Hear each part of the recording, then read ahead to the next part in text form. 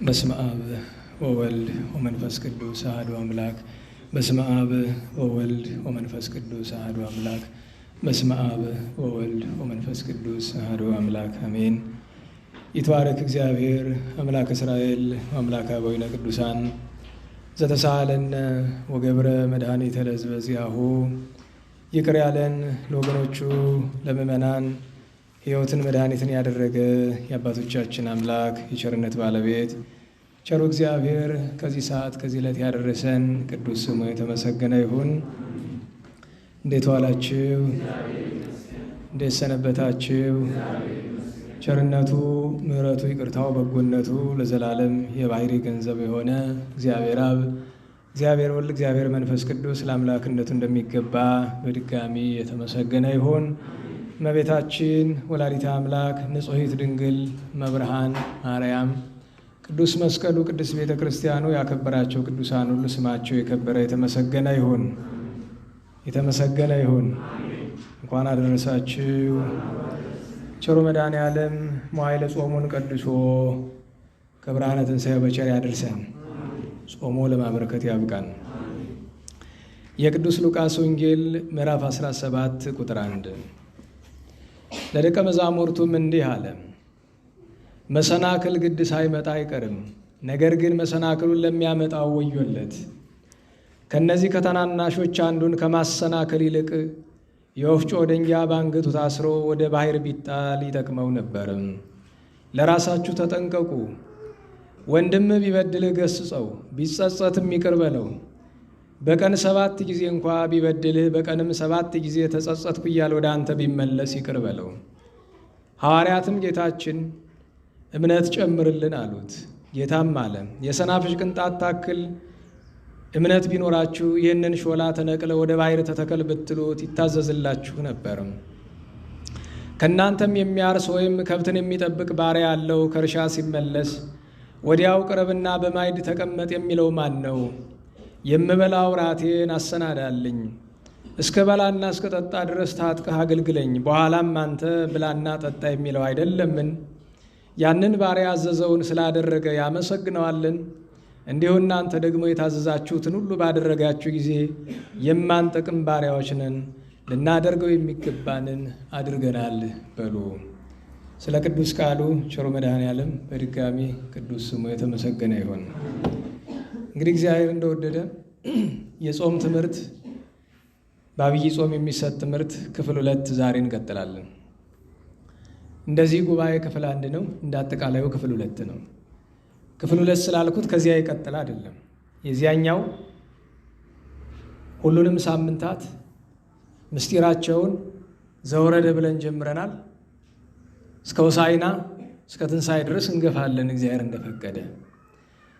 እዚህ ደግሞ ለትምህርቱ የጾም ትምህርት ስለሆነ ክፍል 2 እንለዋለን እንጂ 7ቱን ሳምንታት እግዚአብሔር ከፈቀደ በቸር ካቆየን 7 ሮቦች ይኖሩናል ወይም ረቡዎች ይኖሩናል። በእነዚህ ውስጥ 7 ምግባራትን እንማራለን። 7ቱ አርዕስተ ምግባራት ወይም 7ቱ ታላላቅ ስነ ምግባሮች። እነዚህን በሳምንት አንዳንድ እያደረግን እግዚአብሔር እንደፈቀደ 7ቱን እናያለን። እነዚህ 7 አርዕስተ ምግባራት የምግባራት ሁሉ የበላይ የምግባራት ሁሉ ራሶች የተባሉ ምን ምንድን ናቸው? በየሳምንቱ እናያቸዋለን። ዛሬ የ7ቱ ምግባራት ሁሉ መሰረት በሆነው በትሕትና እንጀምራለን። አንድ ሰው ትሕትናን ገንዘብ ሳያደርግ ቢጾም ከእግዚአብሔር ዘንድ ዋጋ ለማግኘት አይቻለውም። ስለዚህ በትሕትና እንጀምርና እስከ 7ኛው ምግባር ድረስ እንሄዳለን።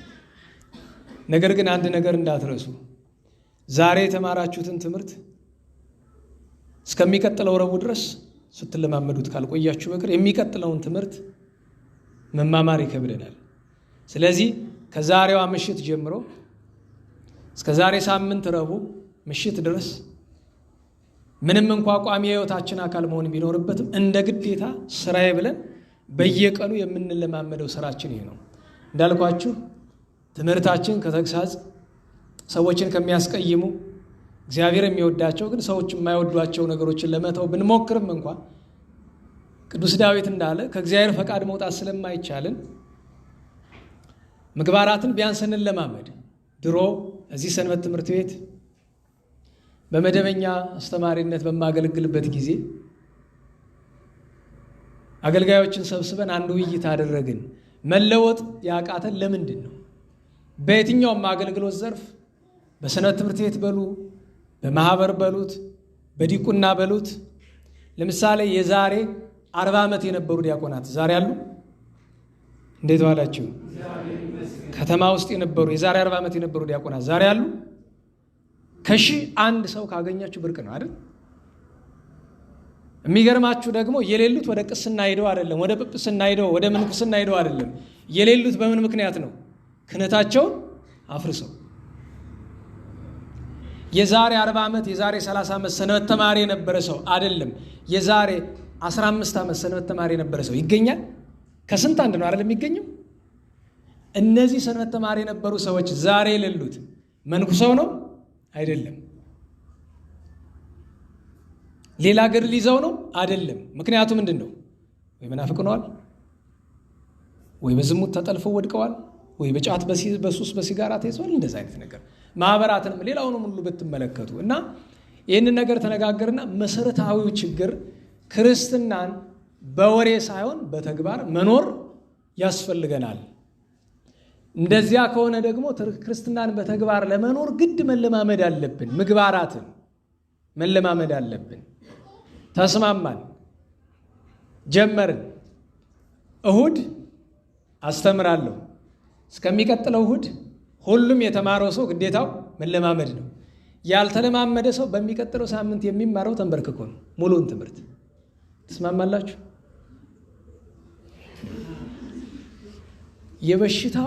በሽታው እንደ ጋንግሪን ሰውነታችሁን ቆርጦ ሳይጥለው የኃጢአት በሽታ ብትስማሙ ጥሩ ነው።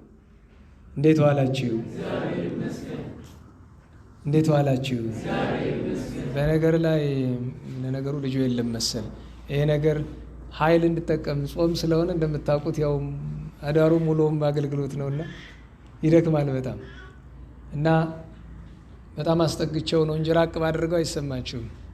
ድምፅ ማጉያው ያው ደካማ ነው መሰለኝ። እስኪ ሲመጣ አስታውሱትና የሚጨመር ከሆነ ይጨምር፣ የመጨረሻው ከሆነ ምንም አናደርግም ጮሃለሁኝ። እና እንደዚያ እናደርግ ነበርና በኋላ ምን እንደተፈጠረ አልነግራችሁም። ለምን ከዚህ በላይ መጨመር ይችላል ትንሽ ይሄኛው እንጂ ራሱ እሷ ደካማዋ እንጂ መጨረሻዋ ከሆነ ተዋት እንግዲህ ተው፣ ችግር የለውም። በዚሁ ጮሃለሁ። እንዴት ዋላችሁ? ድምፅ ማጉያ እንግዛ ካልን እግዚአብሔር ይመስገን፣ እግዚአብሔር ሀብት አይነሳንም። አይደለም 100 እንገዛለን። ለግላችን የምንበላው ላይኖረን ቢችልም እንኳ ለአገልግሎት ግን ምንም አናጣም። እግዚአብሔር ለአገልግሎት ሁሉም በር ከፍቶልናል። ግን እኔ ድላኝ ብዬ ድምፅ ማጉያ አልገዛም፣ እናንተ ለማትጠቀሙበት ነገር። ግን ያው እንደዚሁ እንሞክራለን። ለሁሉም ለእናንተ እኮ ይሰማል አይደል? ይሰማል። መልካም። ከፊት ያላችሁ ሳትሆኑ በጣም ማለት ያለባችሁ ከጀርባ ያላችሁ እና ምን እንደተፈጠረ መጨረሻ ላይ በዚህ የምግባር ትምህርት መጨረሻው ምን እንደሆነ አልነግራችሁም። ለምን? ምናልባት ከነዛ ውስጥ የነበረ ሰው ካለ ቅር ይለው ይችላል። መጨረሻው ደስ አይልም። ምክንያቱም ቅጣቱን አልወደዱም፣ ደስ አላላቸው። አሁን ታዲያ እንዴት እናደርግሽ? አሁን እናንተ ትሕትና ልንማር ነው አይደለም? እኔም እናንተም የሚቀጥለውን 7 ቀን ትሕትናን መሞከር ካልቻልን መፍትሄው ምንድን ነው? ስለዚህ አሁንም ድጋሚ ልጠይቃችሁ፣ ትሕትናን መሞከር ምን እንደሆነ በኋላ እነግራችኋለሁ። ከባድ ስራ አይደለም። መሞከር ነው ያልኩ፣ መፈጸም አይደለም። ደህና ዋላችሁ? ወደዚህ ወደ ጉባኤ እዚህ ከመምጣት የሚከብድ ነገር አይደለም ማዛችሁ። ስለዚህ ያልሞከረ ሰው በሚቀጥለው ሳምንት ተንበርክኮ ይማር።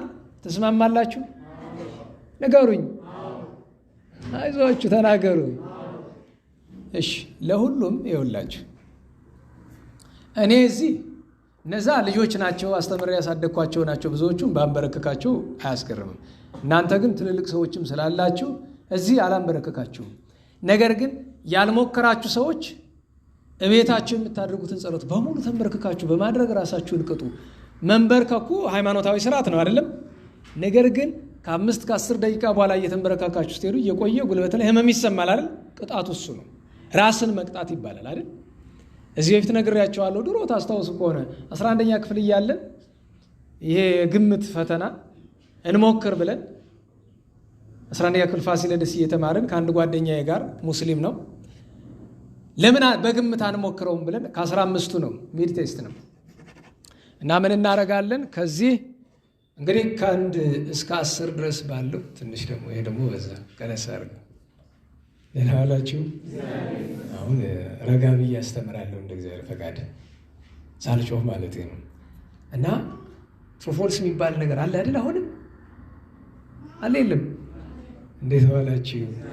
እኔ ትምህርት አቆምኩ በእናንተ እድሜ ልክ ነው የሚሆነው ብዬ ነው። ከዛ ደግሞ ኤቢሲዲ የሚባል ምርጫ አለ አይደል? ከዛ ከኤ እስከ ዲ በወረቀት ጠቅለን ጻፍ አድርገን እንደ እጣ ማለት ነው ኪሳችን ላይ ያደርገናል። በአንደኛው ኪስ ደግሞ ትሩ አለ፣ በአንደኛው ፎልስ አለ። ከዛ ከኤ እስከ ዲ የሆነውን አንደኛ ጥያቄ ከኪስ መክተት ነው። ሳብ ስታደርገው ቢ ነው አይደል? ቢ ነው ማለት ነው። ስታወጣው ሲ ነው አይደል? ሲ ነው። ትሩ ፎልስ እንደዛ ያደረግን ከ15 ነው። ልብ በሉ። ግምት ምን ያህል ይሰራል የሚለውን በራሳችን ሙከራ እያደረግን ነው። ውጤቱ ሲመጣ የሁለታችንም ውጤት 0 ነው እና እኔ ስቅ ያለፍኩት በቃ ትምህርት ነው ብዬ መማሪያ ነው። ከዚህ በኋላ ግምት አይለምደኝም ነው። እሱ ጠፋኝ። ስፈልግ የታገኘው ሰከንድ ኮምፓውንድ ይባላል ፋሲለደስ ድሮ። አሁን ምን እንደምትሉት አላውቅም። ሰከንድ ኮምፓውንድ ማለት ፋሲለደስ በዋናው በር እንደገባችሁ በስተቀኝ ትንሽ ሄዳችሁ የምታገኙት ድሮ 10ኛ ክፍል 9ና 10 እዛ ነበር የሚማሩ 11ና 12 እዚህ ፎቆች ያሉበት ቦታ ነው። እንግዲህ በድሮ ስለሆነ ማወራችሁ አሁን ተቀይሮ ከሆነ አላውቅም። ማወራችሁ ከዛሬ 25 ዓመት ምናምን በፊት የነበረ ነው እና የሆነ ድምፅ ሰማለሁ የሚያለቅስ ሰው። ስገባ በሩን ጥርቅም አድርጎ ዘግቶ እንደ ስፔስ ነው ማንበቢያ ነው። 1 2 ይላል። ምንድን ነው? ጥፊ 15 ገምቶ ከ15 0 አመጡ የለ 15 ጊዜ እያለቀሰ ራሱን በጥፊ። ያን ጊዜ ልጆች ነን። ያን በምናደርግበት ጊዜ እሱ ምንም 15 ዓመታችን ነው። እንግዲህ 11ኛ ክፍል 15 ዓመቱን 11ኛ ክፍል እንዴት እንደምትደርስ እኛ እንዴት እንደተማረነ ማሰብ አለብን። እና በኋላ ትልቅ ከሆንኩ በኋላ ማለትም በእድሜ ካደግኩ በኋላ አሰብኩት። ያ ጓደኛዬ ሙስሊም ነው። በስጋዊ ጥፋቱ ይህን ያክል ራሱን ከቀጣ ለምንድን ነው እኔ እግዚአብሔር ያዘዘኝን ላደርገው የሚገባኝን ነገር ባለመስራቴ እንዴት ራሴን አልቀጣም ነው ጥያቄው። ምሳሌው እሱ ነው። እና አጭር ነገር እንነጋገርና ቅጣቱን ለእናንተ ልቶ እኔ እዚህ መጥቼ አንተ ተቀጣ፣ አንተ ተንበርከክ፣ አንተ ተነሳ፣ አንተ ውደቅ አልልም። ሁላችንም ግን እንሞክረው። በመጀመሪያ ደረጃ እንዳልኳችሁ ሰዓት ብዙ ስለማያወላዳን ትሕትና ምንድን ነው? ትሕትና ማለት በጥሬው ከሆነ ራስን ዝቅ አድርጎ ማየት ማሳየት። አጭር ትርጉሙ እሱ ነው። ራስን ዝቅ አድርጎ ማየት ማሳየት ነው። ማየት ለራስ ማሰብ ነው። ራስን ዝቅ አድርጎ ማሰብ ነው። ማሳየት በሰዎች ፊት ዝቅ ብሎ መታየትም ጭምር ነው። ይሄ ባጭሩ ነው። ወደ ክርስትና እናምጣውና በክርስትና መገለጫው ትሕትና ምንድን ነው ካልን ሰዎች የሚገባቸውን ክብር አለመቀበል ነው። ወደኛ ሲመጣ ትርጉም ይለወጣል። ግን በአጠቃላዩ የሚገባቸውን ክብር ለምሳሌ ቅዱሳን ናቸው አይደለም? እንዴት ዋላችሁ? እንዴት ዋላችሁ? ቅዱሳን ናቸው አይደለም? ቅዱሳን ነን ይላሉ? ንገሩኝ። ይላሉ? ንጹሐን ሲሆኑ ንጹሐን ነን ይላሉ ብትሏቸው አዎ ይሏችኋል? አይቀበሉም። ለምን? ራሳቸው እንደዛ አድርገው ያስቡም። አሁን ሌላ እንደ ትርጉም እናምጣ። ቅድም ምን ብለናል? በጥሬ ትርጉሙ ክርስትና ራስን ዝቅ አድርጎ ማየት፣ ራስን ዝቅ አድርጎ ማየት በሌሎችም ፊት ዝቅ ብሎ መታየት ነው። ማለትም መከበርን አለመውደድ ነው ነገሩ። ወደዚህ ስናመጣው ሁለተኛ ደግሞ ያመጣ ነው የሚገባንን ክብር አለመውሰድ አለመቀበል ነው በምድር ማለት ነው። ምክንያቱም ጌታ ፈሪሳውያንን ሲነቅፋቸው እንዲህ ያደረጉ ካለ በኋላ ነሱ እሴቶሙ ዋጋቸውን ተቀብለዋል ይላል። ውዳሴ ከንቱ ሰውን ስለሚያጠፋው በምድር ሰው ዋጋውን ከወሰደ ነው፣ በሰማይ ዋጋ የለው። ወደኛ ስናመጣው ግን መጀመሪያውኑ ትሕትና ማለት ለኛ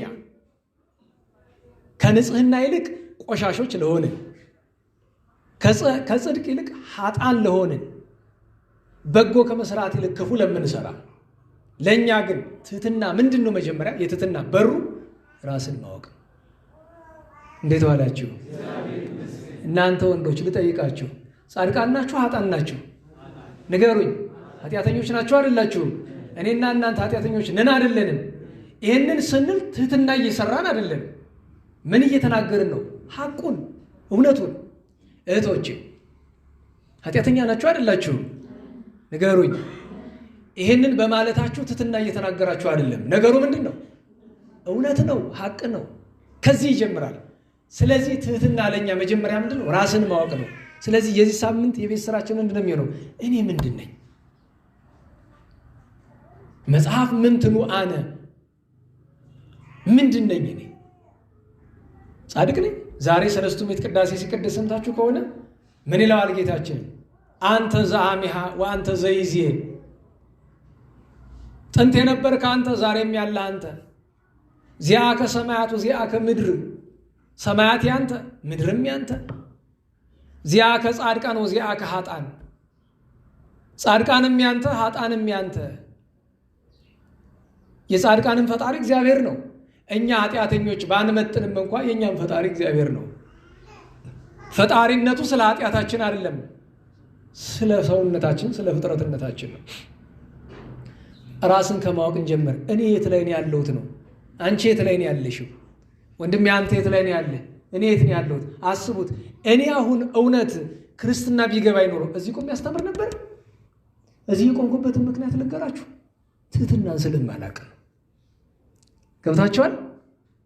እኔን ያስተማሩኝ እንተ ኃይለ ሥላሴ በዛ ሁሉ እውቀት፣ በዛ ሁሉ ክርስትና ምግባር አንድ ቀን ወጥተው ለስበክ ብለው ያውቅም። ለምን ሲባል እኔ አልችልም ነው የሚል።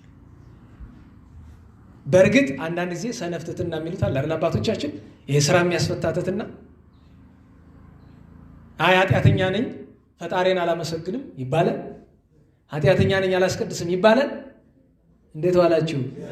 ለማስቀደስ የሚገባው መስፈርት አሟልታ ሂድ እንጂ ኃጢአተኛ ነኝ ብላ አትቅር። ኃጢአተኛ ነኝ አልቆርብም ይባላል። ንገረኝ። ኃጢአተኛ ነኝ ማለት ጥሩ ነው። አልቆርብም ማለት ኃጢአተኛ ነኝና አልቆርብም ስላልክ እግዚአብሔር በፍርድ ቀን ይመራሃል? ንገሩኝ። የግድ ምን ማለት አለብን? መቁረብ። ኃጢአተኛነትህን በንስሐ አስወግደ መቁረብ ግዴታ ነው። በድፍረት ግባ እያልኩ አይደለም፣ ግን ስራ የሚያስፈታ ትሕትና የሚመስል ደግሞ ያልሆነ ነገር ስላለን፣ ስለዚህ ትልቁ የቤት ስራችን የሚሆነው አንደኛው በዚህ ሳምንት ራስን ማወቅ ነው። እኔ ምንድን ነኝ? ከምግባራት የቱን ሰርቻለሁ? 16 ሕግጋት አሉ አይደለም? ከ16ቱ ሕግጋት ስንት ፈጽመናል? እኔ ከተፈጠሩ ከ16ቱ አንዱንም ሰርቼ አላቅም። ሐቄን ነው የምነግራችሁ። ለራሴ ያውቀዋለሁ። አባቶቻችን የሚሉት ነገር አለ አይደለም? አቅምን አውቆ መኖር ጥሩ ነው ብለው ቀጥሎ ምንድን ነው የሚሉ? ትልቅ ችሎታ ነው ይላሉ አይደል? ደረጃን ማወቅ ጥሩ ነው። አቅምሽን ማወቅ ጥሩ ነው። አቅምህን ማወቅ ጥሩ ነው። በዚህ ዘመን በነገራችሁ ላይ ሰባኪ ያልሆነ ሰው አለ? ፌስቡክ ላይ ሁሉ ሰባኪ ነው አይደል? ቲክቶክ ላይ ሁሉ ሰባኪ ነው። ዩቲዩብ ላይ ሁሉ ሰባኪ ነው። ለምን ይመስላችኋል? ሁላችንም በትዕቢት ተጠቅተናል። አንድ ሰው በትዕቢት ተጠቃ ማለት መንፈስ ቅዱስ ነው ወይስ ጠላት ነው የሚያድርበት? አስባችሁታል? ስለዚህ የጠላት ማደሪያ መሆን እንፈልጋለን። እንዴት ዋላችሁ? እንፈልጋለን ወይ? ስለዚህ እናንተ ወንድሞቼ ሰባኪ ናችሁ? ንገሩኝ እንጂ አይሰማኝም። መምህራን ናችሁ? ለሰው የሚተርፍ ነገር ያላችሁ ናችሁ? ስለዚህ አርፈ ተቀመጥ፣ ችሎታህን ወቅ። እህቶቻችን ሰባኪ ናችሁ? አስተማሪ ናችሁ? ስንኳ ሌላ ይቅርና ዘማሪ ናችሁ? አይደላችሁም። እግዚአብሔርን አመስግኑ፣ ግን ዘማሪ አይደላችሁ። ምስጋናን አመስግኑ። መጽሐፍ ያዘናል። የተፈጠርን እኮ ለማመስገን ነው። እግዚአብሔር ስሜን ቀድሱ ብሎ ነው የፈጠረን። ማመስገን ግዴታችን ነው። ዘማሪ ግን አይደለንም። ይህን ማወቅ አለባችሁ። ማስተማር ግዴታችሁ ነው። በምን? በሕይወት። ሰባኪ ግን አይደለም። ራስህን ወቅ። አንድ ሰው በትዕቢት እንደተጠቃ የምታውቁት እንዴት ነው? ማሳያውን ልንገራችሁ። ለምሳሌ ውስጣችሁ ላይ ትዕቢት እንዳለ የምታውቁት መቼ ነው? ትንሿን ማሳያ ልንገራችሁ።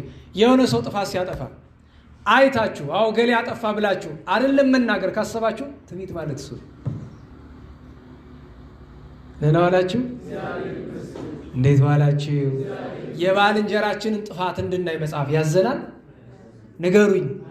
ከዚህ ይጀምራል። ስለዚህ ትሕትናን መማር የፈለገ ሰው፣ ትሕትናን መሞከር የፈለገ ሰው ከሚያደርጋቸው ነገሮች አንደኛው ምንድን ነው? ራስን ማወቅ ብለናል። ሁለተኛው ምንድን ነው? ባልንጀራ ሲያጠፋ አለማየት አትችልም አይደለም? ካየ በኋላ ምንድን ነው የምታደርገው? ለምሳሌ ሲሰርቅ አየው። ምናልባት አንተ አትሰርቅ ይሆናል አይደለም? ግን መንገድ ላይ ስታልፍ ዓይንህ ሴት አይቶ ልብ የሆነ ነገር አላሰበም? ንገሩኝ። እንዴት ዋላችሁ? አላሰበም? ከሁለታችሁ ማን ይከፋል? ንገረኝ። አንተ ትከፋለህ እንዴ? አንድ ሰው ሲገድል አየህ፣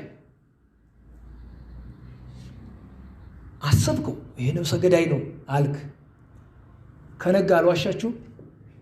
ንገሩኝ። ማን ይበልጣል? አንተ ትበልጣለህ። መጽሐፍ ቀቲል ርዕሰ አመፃ አላለም። መግደል የአመፃ ሁሉ ራስ ናት አለ አላለም። ምንድን ያለው? ሐሰት ርዕሰ አመፃ። የአመፃ ሁሉ ራስ ምንድን ናት? ሐሰት፣ ውሸት ናት። ይሄንን ምላችሁ መግደል ቀላል ነው ለማለት አይደለም። በሰው እንዳንፈርድ ራሳችን እንድናስተውል ነው። አሁን እናንተ እዚህ ሰባኪ ስለሌለ ሰባኪያን ቢኖሩ ማስተምራቸው ነገር አለ። ለሰባኪያን ምንድን ምላቸው? አይ በሰው ላይ አልፈርድም ብለህ እያጠፋ ዝም ማለት አትችልም። ሰባኪ ከሆንክ ደግሞ ትሕትና ብለህ ዝም ማለት አትችልም። የግድ ጥፋቱን ነግረህ ማረም አለብህ። ግዴታ ነው እሱ።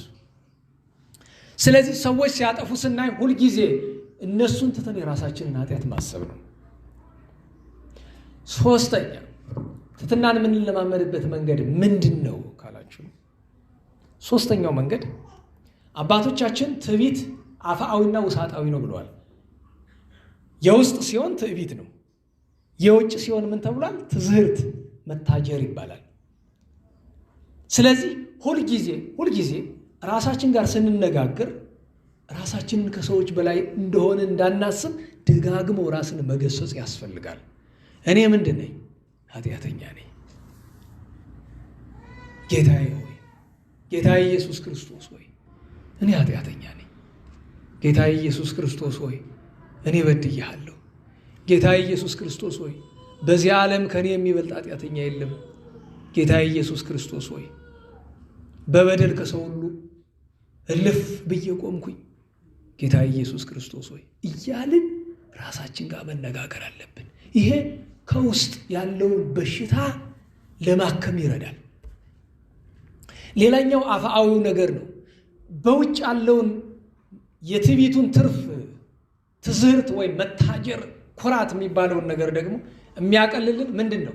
የሰው ልጅ ኩራቱን የሚገልጥባቸው ሕዋሳቱ ናቸው አይደል? ዓይን ኩራትን ይገልጣል አይገልጥም? እንዴት ዋላችሁ?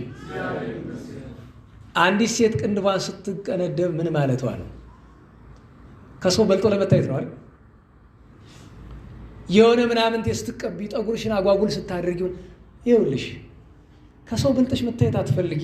በመጀመሪያ ደረጃ መብለጥ ምን ያደርግልሻል? በነገራችሁ ላይ ከሌሎች የበለጠ ታምራለች ብትባይ ምንድን ነው ትርፉ? እኔ በነገራችሁ ላይ ገንዘብ ያስገኛል።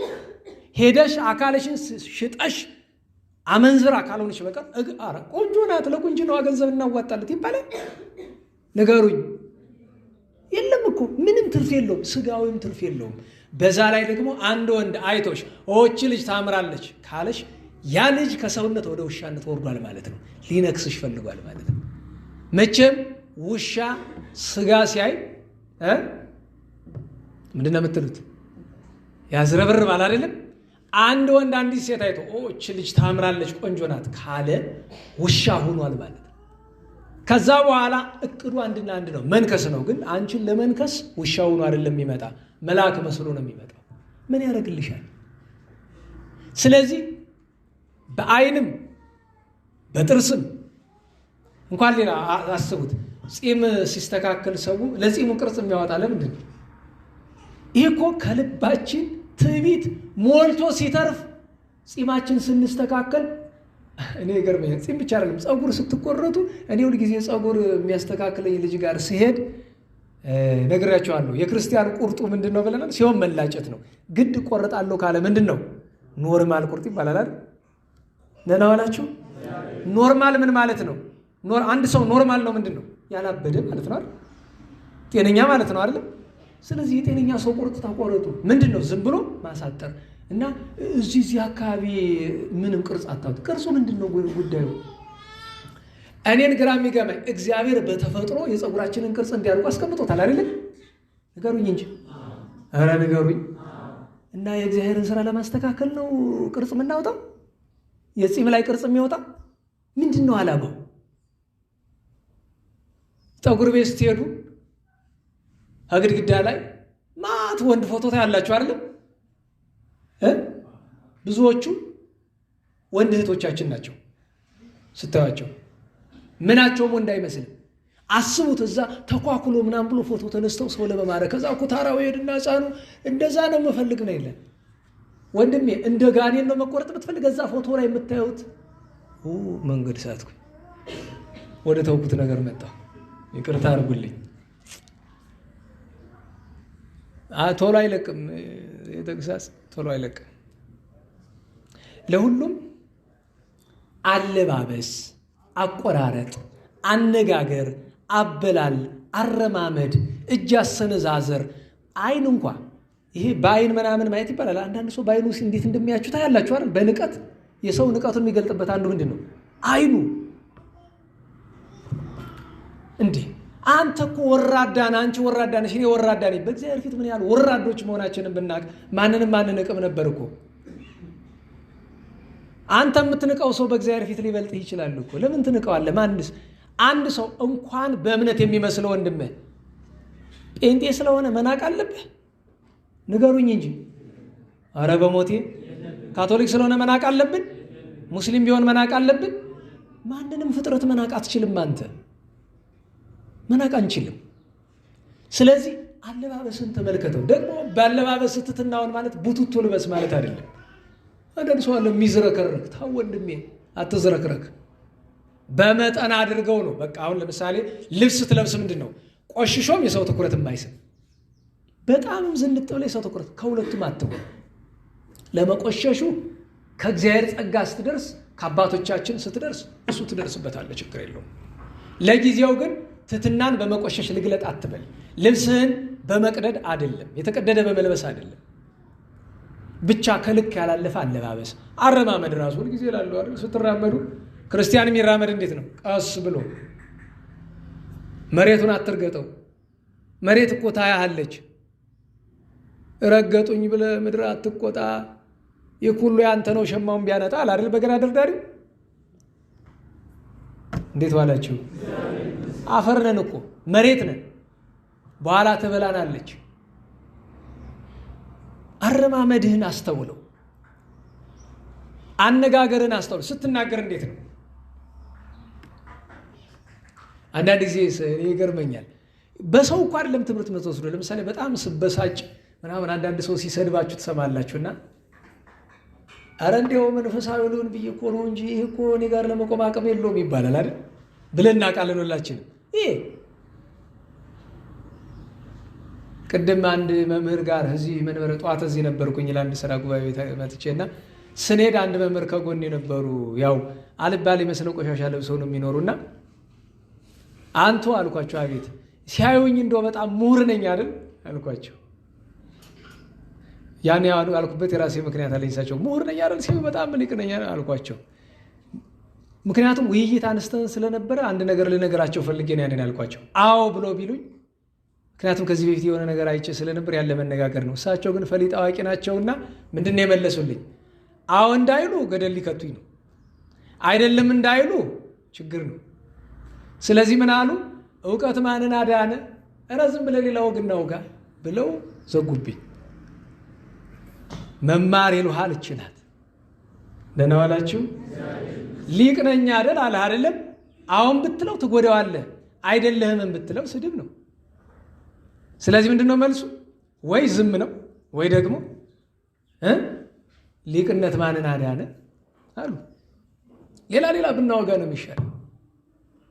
እንግዲህ ይህንን ካለን ዘንድ እንዴት ዋላችሁ? ብዙዎቻችሁ ጎበዞች ስለሆናችሁ ማስታወሻ አትይዙም። ምክንያቱም ጭንቅላታችሁ በጣም ብሩህ ነው፣ ጂኒየስ ናችሁ። እያንዳንዷን ነገር እዚህ ነው የምትመዘግቧት ምናምን።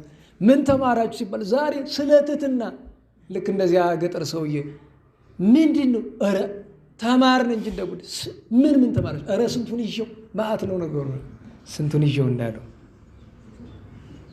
እሺ ወደኋላ እንመለስና አንዳንድ ነገሮችን ላስታውሳችሁ። ደህና ዋላችሁ? ትሕትና ምን ማለት ነው ብለናል?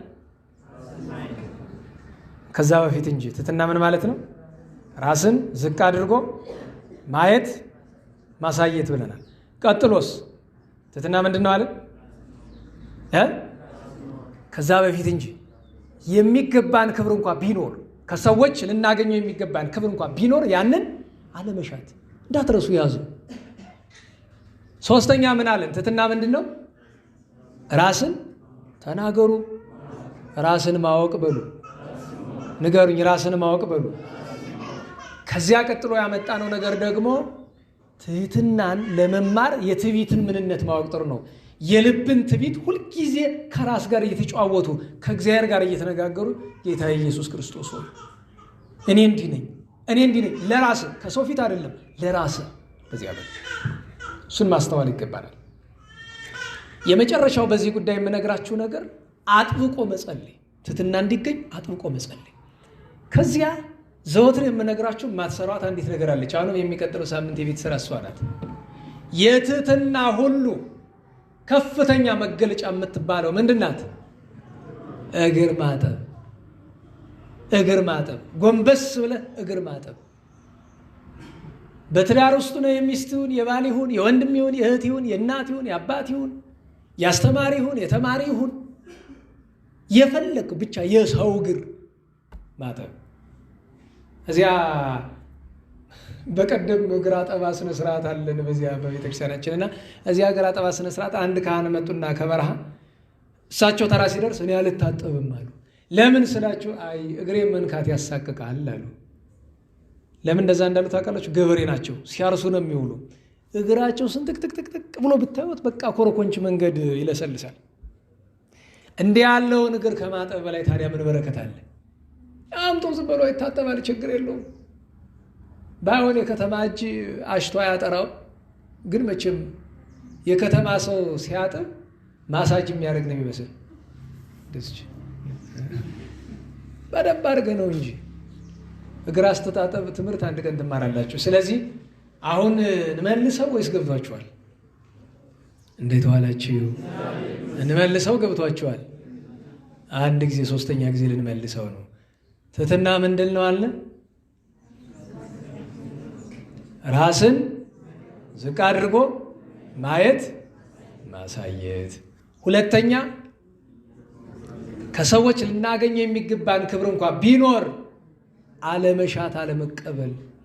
ሶስተኛ ራስን ማወቅ። አራተኛ በውስጥ በአፍአ የትዕቢት መገለጫዎችን አውቆ ከነሱ ራስን መከላከል። እንዲያም ሲሆን ደግሞ ምን አለን? ከራስና ከፈጣሪ ጋር ምን ማለት መጨዋወት። የመጨረሻው ምንድን ያለ? ጌታዬ ሆይ ትሕትናን ገንዘብ። አባቶቻችን ስለምን ይላል? ጌታዬ ከቁጣ ትዕግስትን፣ ከክፋት ደግነትን፣ ከትዕቢት ትሕትናን፣ ከተንኮል ቅንነትን አሳድርብኝ ይላል። ልድገምላችሁ እስቲ አብረን እንበል። ጌታዬ ሆይ በሉ። ከቁጣ ትዕግስትን፣ ከክፋት ደግነትን፣ ከትዕቢት ትሕትናን፣ ከተንኮል ቅንነትን አሳድርብኝ ነው። እንግዲህ አንዱን ያንን ክፉን አስወጥተን በጎውን በእኔ ላይ አሳድር ነው። ስለዚህ እንለምን ነው። ከዚህ ሁሉ ጋር ግን የቅዱሳንን ነገር ባጭር እንመልከት። 3 አካሄድ እንሄድ እስቲ። ቅዱሳንን ሰዓታችንን እንየውና እንያቸው እስቲ። ደህና ዋላችሁ? የመጀመሪያው ፍጥረት የሰው ዘር ሁሉ መጀመሪያ ማን ነው? ንገሩኝ። አዳም አባታችን የጻድቃን አባት እሱ ነው አይደል? አረ ንገሩኝ። አትድከሙ። ሩባችሁ ነው። ሁላችንም ያው ነን። ያው እኔም እኮ በባዶ መጮህ እችላለሁ። የጻድቃን አባት ማን ነው? አባታችን አዳም። የሰማዕታትም አባታችን አዳም። የነቢያትም የቅዱሳን አባቶች አባታቸው ማን ነው? ክብሩ ታላቅ ነው አይደለም? አባታችን አዳም በታሪክ እኔ ጻድቅ ነኝ የሚል ምዕራፍ የተናገረበት ታውቃላችሁ? ንገሩኝ። ስለ ራሱ በጎ የተናገረበት ስፍራ አለ? እስኪ አዳም አባታችን አንተ አዳም ሆይ በሉ። ምንድነህ በሉት። ዘፍጥረት 3 ላይ አንብቡት። ራቁቴን ሆኜ የተሸሸግሁ ነኝ፣ ከጸጋ የተራቆትኩ ነኝ ነው። ሌላ መልስ የለውም። ያ ሁሉ ሀብት ያለው ወልደ እግዚአብሔር የሞተለት አባታችን አዳም የሚናገረው ስለ አንድ ነገር ነው፣ ስለ ራቁትነቱ ነው። ከአዳም አባታችን ጥቂት ወረድ እንበል። ኦሪት ዘፍጥረት ምዕራፍ 18 ላይ አባታችን አብርሃም እናገኘው። አብርሃም የእግዚአብሔር ወዳጅ ነው አይደለም? የእግዚአብሔር ባለሟል ነው አይደለም? የእግዚአብሔር አገልጋይ ነው አይደለም? ከአብርሃም የሚበልጥ ጻድቅ ተፈጥሯል አልተፈጠረም? አልተፈጠረም። ከጻድቃን ወገን እሱን የሚበልጥ አልተፈጠረም። አባታችን አብርሃም እኔ ጻድቅ ነኝ ይላል፣ ቅዱስ ነኝ ብሏል፣ የእግዚአብሔር ወዳጅ ነኝ ብሏል። አባታችን አብርሃም በሉ እስቲ አንተ ምንድነህ በሉት። እዚያው ዘፍጥረት ላይ እንዲህ ይላል፣ እኔ አፈር ትቢያ ነኝ አለ። ሁለት አትለኝም? ሶስተኛ ወረድ እንበል። አባታችን ቅዱስ ሙሴን እንጥራው። በቀደም ረፍቱ ነበረ። የነቢያት አለቃቸው ማን ነው? ቅዱስ ሙሴ በሉ። አረ ንገሩኝ። ከነቢያቱ የዋህ ማን ነው? አረ ንገሩኝ። ከእግዚአብሔር ጋር 570 ጊዜ የተነጋገረ ማን ነው? ታቦት የተቀበለ ማን ነው? 40 ቀን የጦመ ማን ነው? ፊቱ እንደ ፀሐይ የሚያበራ ማን ነው? ግን ቅዱስ ሙሴ የነቢያት አለቃ ነኝ ብሏል። ጻድቅ ነኝ ብሏል። ንጹሕ ነኝ ብሏል። ቅዱስ ሙሴ ሆይ በሉ እስቲ አንተ ምንድነህ? በዘጸአት ምዕራፍ 3 ላይ እኔማ ንግግር የማላውቅ ኮልታፋ ነኝ፣ አፌ ጸያፍ ነው ይላል። ዛሬ መልክዓ ገብርኤል ላይ ምን ይላል? ሰላመ ገብርኤል መልአክ በላይ ለማርያም ዛይረፈ ከመ እዜኑ ወዳ አጠባኮ ትሩፈ እግዚአብሔር ሀበኒ ሲሳየ ልቡና መጽሐፈ ወአፉየ ሙሴ ለመኮነ ጸያፈ ጰራቅሊጦስ አሮን የኩነኒ አፋል። ስለዚህ ያ ቅዱስ ሰው ማንህ ብትሉት እኔ ኮልታፋ አፌ ጸያፍ ነው የሚላችሁ። ከቅዱስ ሙሴ ጥቂት ወረድ እንበል። ቅዱስ ዳዊትን እናንሳው። ታውቁታላችሁ ቅዱስ ዳዊትን? እንዴት ዋላችሁ? ቅዱስ ዳዊት ጻድቅ ነው አይደለም? የዋህ ነው አይደለም? ንጹሕ ነው አይደለም? የእግዚአብሔር ሰው ነው አይደለም? የመዘምራን አለቃ ነው አይደለም? ከሁሉ በላይ ልበ አምላክ ነው አይደለም? ግን ቅዱስ ዳዊት ብትጠይቁት የሚመልስላችሁ ነው። ቅዱስ ዳዊት ሆይ በሉ እስቲ ማነ? መልሱ ምንድን ነው? አንሰ እፄ ወአኮ ሰብ፣ እኔ ምንድን ነኝ አለ? ትል ነኝ። በሌላ ስፍራ እንስሳ ነኝ አለ። እኔ ውሻ ነኝ፣ ሰው አይደለሁም አለ። በሌላ ስፍራ ደግሞ ምን አለ? በዛ እምስርተ ርእሴ ጌጋዬ። እያችሁ እንዲህ ያለ ትሕትና። ኃጢአቴ ከምን ይልቅ በዛ አለ? ከፀጉሬ ቁጥር ይልቅ በዛ አለ ቅዱስ ዳዊት። ወረድ እንበል። ሁለተኛው የነቢያት አለቃ የተባለ ቅዱስ ኤልያስን እንጥራው። ደህና ዋላችሁ? ሰማይን የለጎመ ማን ነው? ተናገር በደንብ። እሳት ያዘነመ ማን ነው? ሙታንን ያስነሳ ማን ነው? በእሳት ሰረገላ ያረገ ማን ነው? ግን ቅዱስ ኤልያስን እስኪ እንጠይቀው። ቅዱስ ኤልያስ ሆይ በሉ እስቲ ማነህ በሉ። ምን ይላል? እኔ በነገሥት አንደኛ ነገሥት ምዕራፍ 19 ጀምሮ ተመልከተው። እኔ በሉ እስቲ ከአባቶቼ አልበልጥም። ይኸውልህ ከዚያ እንደገና ደግሞ ከነቢያት ወገን ኢሳይያስን እንጥራው። አሁንም ልጠይቃችሁ፣ ልዑለ ቃል የተባለ ማን ነው? ደረቅ ሐዲስ የተናገረ ማን ነው? ፀሐይን 10 ማዕርግ ወደ ኋላ የመለሳት ማን ነው? ያ ሁሉ ክብር ያለው እግዚአብሔርን በረጅም ዙፋን ተቀምጦ ያየው ኢሳይያስን ኢሳይያስ ሆይ በሉ እስቲ ማነህ በሉ። መልሱ ምን ይመስላችኋል? ከንፈሮቼ የረከሱ ነኝ ይላል። ይህንን የምታገኙት በትንቢተ ኢሳይያስ ምዕራፍ 6 ነው። ወረድ እንበል ታላቁ ነቢይ ቅዱስ ዳንኤልን እንየው። በባቢሎን ዘንዶውን የገደለ ማን ነው? ቅዱስ ዳንኤል በል እንጂ። አንበሶቹን ያሰገደ ማን ነው? ጣዖታቸውን ያጠፋ ማን ነው? በራእይ የጌታን ሰው መሆን የተመለከተ ማን ነው? ዳግመኛ ክርስቶስ ሲመጣ የሚደረገውን ያየ ማን ነው? ይሄን ቅዱስ ሰው ግን ስትጠይቀው ምንድን ነው የሚልህ? ኃጢአት ሳይሰራ ራሱን ከኃጢአተኞች ጋር ቆጥሮ ጸሎተ ዳንኤልን ተመልከተው። ጸሎተ ዳንኤል ላይ ምን ይላል? አዎ በድለናል፣ እኛ ላይ ኢየሩሳሌም ላይ ያደረግከው ነገር ሁሉ ይገባናል። ይህንን ሁሉ የደረሰብን በኃጢአታችን ነው አለ። እሱ ኃጢአት ሳይሰራ። ወደ አዲስ ኪዳን እንምጣ። 1 2 3 ቅዱሳንን እንጥራቸው። ቅዱስ ጳውሎስ ነው ከሐዋርያት በጣም ጎልቶ የሚጠቀስ በትሕትናው። አሁን እጠይቃቸዋለሁ፣ የዓለም ብርሃን የተባለ ማን ነው? የቤተ ክርስቲያን ጨው የተባለ ማን ነው? የክርስቶስ ልሳን የተባለ ማን ነው? ልሳነ እፍረት የተባለ ማን ነው? ምርጥ ዕቃ የተባለ ማን ነው? እንዲህ እያልን እስከ 15 ከ16 ስሙን የምንዘረዝርለት ቅዱስ ጳውሎስን አንተ ማነህ በሉ እስቲ። ከሐዋርያት የማንስ ጭንጋፍ ነኝ ይላችኋል። እንዲያውም ለጢሞቴዎስ ምን ብሎታል? ቅዱስ ጢሞቴዎስ ከኃጢአተኞች ሁሉ የምበልጥ እኔ ነኝ ብሎታል። አሁን ከጻድቃን አባቶቻችን አንዳንድ እናንሳ። ደግሞ አንዳንድ እናንሳ።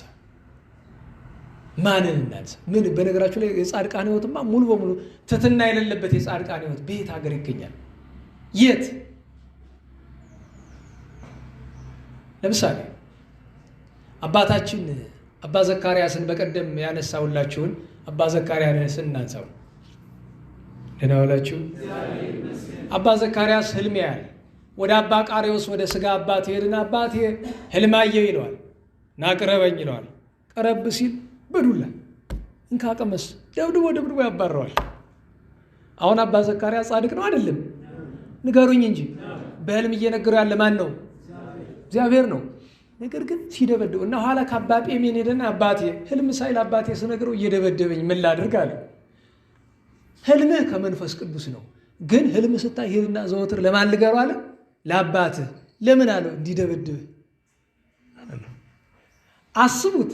ምንም ሳታጠፉ ዱላን ከመቀበል፣ ምንም ሳታጠፉ ስድብን ከመቀበል በላይ ትሕትና አለ? ቅዱስ ዮሐንስ አፈወርቅ ምን አለ? ትሕትና ማለት እኔ እንዲህ ነኝ ማለት አይደለም አይደል? ነ ሲሉ መታገስ ነው። መታገስ ነው። እስኪ አባ ዮሐንስ አጽርን እንጥራው።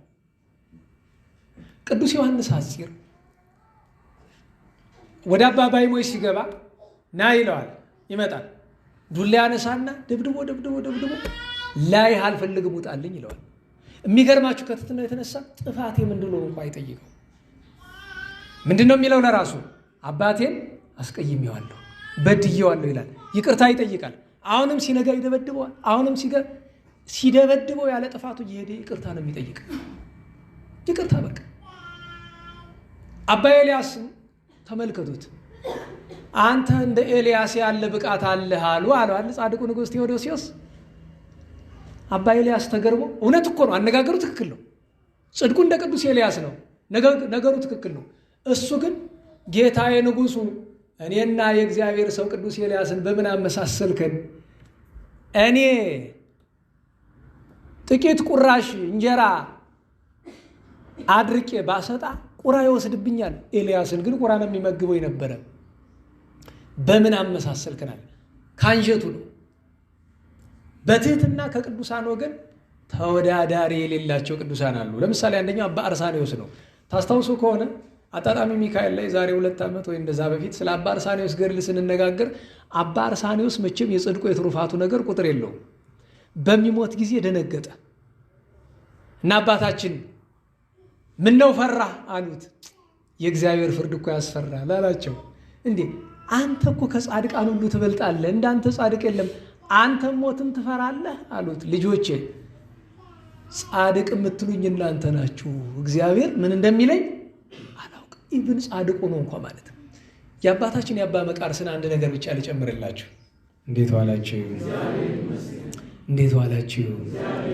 አባታችን ቅዱስ መቃርስ አንድ ወቅት ላይ ደቀ መዛሙርቱ ይመጡና አባታችን አቤት እገሌ የሚባለው ደቀ መዝሙር ችግር ውስጥ ገብቷል። ምን የሴት ፍቅር ይዞታል እና እየሄደ ከሴት ጋር ከተማ እያወራ ነው ይሉታል። ነገረ ሰሪዎች ሂዱ ይላል። ልብ በሉ፣ እሱ እኮ ያውቃል። እዚያች መዳሎ አልባብ የምትባለው አስቄጥስ ተራራ ላይ ተቀምጦ ዓለም ላይ የሚደረገውን ነገር ሁሉ ባይኑ ያያል። ደህና ዋላችሁ። ያ ሰው እንደዛ እያደረገ እንደሆነ ያውቃል፣ ግን መፍረድ አይፈልግም። ስለዚህ አንድ ነገር ብቻ ነው የሚያደርግ፣ ጌታዬ እባክህ እንዳይወድቅ ጠብቅልኝ እያለ ይለምንለታል። ከዛ ደቀ መዛሙርት መጡ። አባታችን ስንነግር አልሰማ ብለህ ያችን ሴት ይዟ ተገዳሙ መጣ ብሎ አሉት። ዋሽታችሁ አላቸው። አይቷል እኮ እንደመጣች። አሁን ዋሽታችሁ አላቸው። አረ እውነታችን ነው አልዋሸንም፣ ዋሽታችኋል። ናይ ባይነ ይዘውት ሄዱ። ከበዓቱ ሲደርስ እያለ እንዴት ዋላችሁ? ገጠር ሰው ታውቃላችሁ። ደህና ዋላችሁ? እንዴት ዋላችሁ? እንዴት ዋላችሁ? የገጠር ሰው ሰላምታ ሊሰጥ በሰፈር ሲመጣ እንዴት ነው የሚለው? አባባሉን ያውቅበታል። እንዴት ሰነበታችሁ ሰፈር ይላል። ከረቀቱ ነው ማለት ነው። ጮክ እያለ አሃ ይላል። ጋሽ ግርማይ ነፍሳቸውን ይማር። ለምንድን ነው ሳያስሎት የሚስሉ ስላቸው እየመጣሁልህ ነው ተጠንቀቅ ማለት ነው ቤት ላለው ይላሉ። ልብስ ያወለቅ ሁሉ ልበስ፣ ተደብቀ እየበላህ አለ እንግዲህ እየመጣሁልህ እወቅበት ነው ይላሉ። እና በነገራችሁ ላይ አንድ ነገር ልንገራችሁ። እንዴት ዋላችሁ? እኔ በህይወት ከሚያስገርሙኝ ሰዎች መካከል የሰው ቤት ሄደው ሳያንኳኩ የሚገቡ ሰዎች አሉ። ነገሩ የመጣ በትህትና ነው። ግን የሰው አስቡት፣ ከትዕቢትም አልፎ እንዴ ሰው ገብቶ ማንኳኳት አለበት። አባታችን እንደዚያ ድምፅ ሲያሰማ ያ ሰው የት ይደብቃት? የሚደብቅባት ቢያጣ ቅርጫት አምጥቶ ላይ ደፋባት። አባ መቃርስ ገብቶ ሄዶ ቅርጫቷ ቁጭ አለ። ደህና ዋላችሁ። አሁን ልብ በሉ። አባ መቃርስ ከትህትናው ብዛት የዛን ኃጢአተኛ ሰው ነውር ለመደበቅ እየሞከረ ነው። ከዚያ ምን አላቸው? እናንተ ወንድማችሁን በከንቱ የምታሙ እስቲ ፈልጓት፣ የታለች? ቢፈልጉ የለችም። ይቅርታ ጠይቀው ሲወጡ ያንን ሰው አንተ ልጄ እንደምን ሆነህ ትኖራለህ አሉት። በጸሎት ደህና ነኝ አለ። ቢያረጉት አልሰራ አለ። ልጄ እኔ 80 ዓመት እዚህ ገዳም ኖር ያለው ጦር እስካሁን አልጠፋልኝም ብሎ አሉት። አባቴ ይቅር በለኝ በተቀመጥክበት ነው ያለች አለ። ታሪኩ ብዙ ነው። እዚያ በኋላ እሱን መካክሮ እሷን ቦታ አስይዞ ወጥቶ ሲሄድ ዛፎቹ ድንጋዮቹ ሁሉ ምን አሉ? መቃሪ ኮነ ከመ አምላኩ፣ መቃርስ እንደማን ሆነ? እንደ አምላኩ እንደ እግዚአብሔር ሆነ ብለው አሉት። አመሰገኑት። ምክንያቱም የትህትና አንዱ መገለጫ የወንድምን አበሳ መሰወር ነዋ። በሌላ ጊዜ አንድ አዲስ መነኩሴ መጥቶ ገዳመ አስቄጥስ መነኮሰና ሰይጣን ሊጥለው ፈልጎ ሌላ መነኩሴ ገዳማዊ እየመሰለ እየመጣ ይነጋገረዋል። አንተ ይለዋል። አቤት ምን ልታረግ እዚህ ገዳም መጣ ይለዋል። እጸድቅ ብዬ አለው። በልቡ ይስቅበታል። ደግሞ በሌላ ቀን ይመጣና አንተ ምን ታረግ መጣ አለው። ዓለምን ንቄ ይለዋል። አሁንም በልቡ ይስቅበታል። በሶስተኛው ግን መጥቶ አንተ ምን ልታረግ እዚህ ገዳም መጣ አለው። ክርስቶስን አገኝ ብዬ አለው። ያውኑ ይባስ ብሎ ከት ብሎ ስቆበት ሄደ። አባ መቃርስ ሁሉ በባታቸው ነው ያሉ በጸጋ። ከዚያ ልጅ ጠሩትና ያን መነኩሴ አንተ አሉት። አቤት እንደሚያናግር ሰው አለ? አዎ አንድ መነኩሴ ያናግረኛል። ምን ይልሃል? ምን ልታረግ መጣህ እያለኝ። ምን ትለዋለህ? እንዲህ አልኩት አለ። ቆይ እንጂ እጸድቅ ብዬ እዚህ መጣሁ ያልክ ከተማ ያሉ ሰዎች አይጸድቁም? ዓለምን ንቄ ያልክ ከተማ ሆኖ ዓለም አይናቅም? ከሁሉ የከፋው ክርስቶስን አገኝ ብዬ ያልክ ክርስቶስ በዓለሙ የለም? ምዕመናን አያገኙትም? እንዴት እንደዚህ ትላለህ? እኔ አባቴ አላውቅም ምንድን ነው የሚባል አለ። በል የሚባለውን ነገር አለው። ጠባዬ ቢከፋ በሉ እስቲ፣ ግብሬ ቢከረፋ፣ ውሻ ብሆን፣ ከሰው ጋር መኖር ቢያቅተኝ ወደዚህ መጣሁ አለ። ነው ለካ አለና ሄደ። ዛቆች ሰይጣን መሆኑን አላወቀም። መጥቶ አንተ ምን ልታረግ መጣህ አለው። እችኑ ደገመለት። ብን ብሎ ጠፋ። ኋላ ግን ርቆ ነው ምን አለው? ይቺ የመቃርስ ናት ያንተ አይደለችም ብሎታል። ለምን? የቅዱሳንን ትሕትና ስም እንኳን ሌላ ጸላዔ ሰናያትም ያውቀዋል። ቅዱሳን ትሕትናቸው ብዙ ነው። አሁን ከቅዱሳን ትሕትና ሁሉ የሚበልጥ ትሕትና ያላት እመቤታችን ናት፣ እግዝእትነ ማርያም። ደህና ዋላችሁ። የፈጣሪ እናት፣ የእግዚአብሔር እናት፣ የሰማዩ እመቤት፣ የምድሩ እመቤት፣ የመላእክት እህት፣ የመላእክት እመቤት፣ የቅዱሳን እህት፣ የቅዱሳን እናት፣ የቅዱሳን እመቤት፣ ሰማይ የሚያመሰግናት፣ መላእክት ሊቃነ መላእክት የሚሰግዱላት፣ ደቂቀ አዳም የሚያመሰግኗት፣ ምድር ወዘታይት ያለ ምድር እንዲል ከምድር በታች ያሉ ካለ ፍጥረት የሚያመሰግኗት፣ ከሰማይ በላይ ያለች ጽርሐ የምታመሰግናት፣ ኪሩቤል ሱራፌል የሚያመሰግኗት እመቤታችን ድንግል ማርያም አክብሩኝ ትላለች። ደህና ዋላችሁ። እንዴት ዋላችሁ? አምላክን እኔ አምላክ እናት ስሆን በቤተ መንግስት ልውለደው አለች። እንዴት ዋላችሁ? ስትወልደው ቤት ነበራት? ንገሩኝ። አረ ንገሩኝ። ልጇን የምታለብሰው ነበራት? አስቡት የእመቤታችን ትሕትና። ኢሳይያስን እያነበበች ናሁ ድንግል ትጸንስን ብታይ ከዘመኗ ደርሼ ባገለገልኳት አለች። ቅዱስ ገብርኤል ሲያበስራት እንዲህ ያለ ምንድን ያለች? እፎኑ ከመዝኑ እንጋ አምሃ ይታሙ፣ እንዲህ ያለ ሰላምታ፣ እንዲህ ያለ ምስጋና እንዴት ለእኔ ይገባኛል ያለች።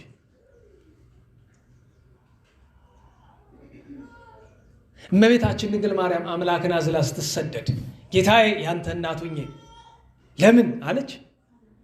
ሲርባት ጌታዬ እኔ ንጽሕት ነኝ ለምን ይረበኛል አለች? አላለችም። አይሁድ ሲሰድቧት በአኮቴት ተቀብላለች። ላቲ ስብሐት። የእመቤታችን ትሕትና ድንቅ ነው። ከሁሉ ግን ተካካይ የሌለው የሁላችን አባት፣ የሁላችን ፈጣሪ፣ የሁላችን ሰሪ፣ የሁላችን መድኃኒት፣ የሁላችን ጌታ ፈጣሪያችን መድኃኒታችን ኢየሱስ ክርስቶስ ትሕትናውን አሰቡ። መጸነሱ፣ መወለዱ፣ መሰደዱ፣ ማደጉ፣ መጠመቁ፣ ማስተማሩ፣ መዞሩ፣ መራቡ፣ መጠማቱ፣ መጦሙ፣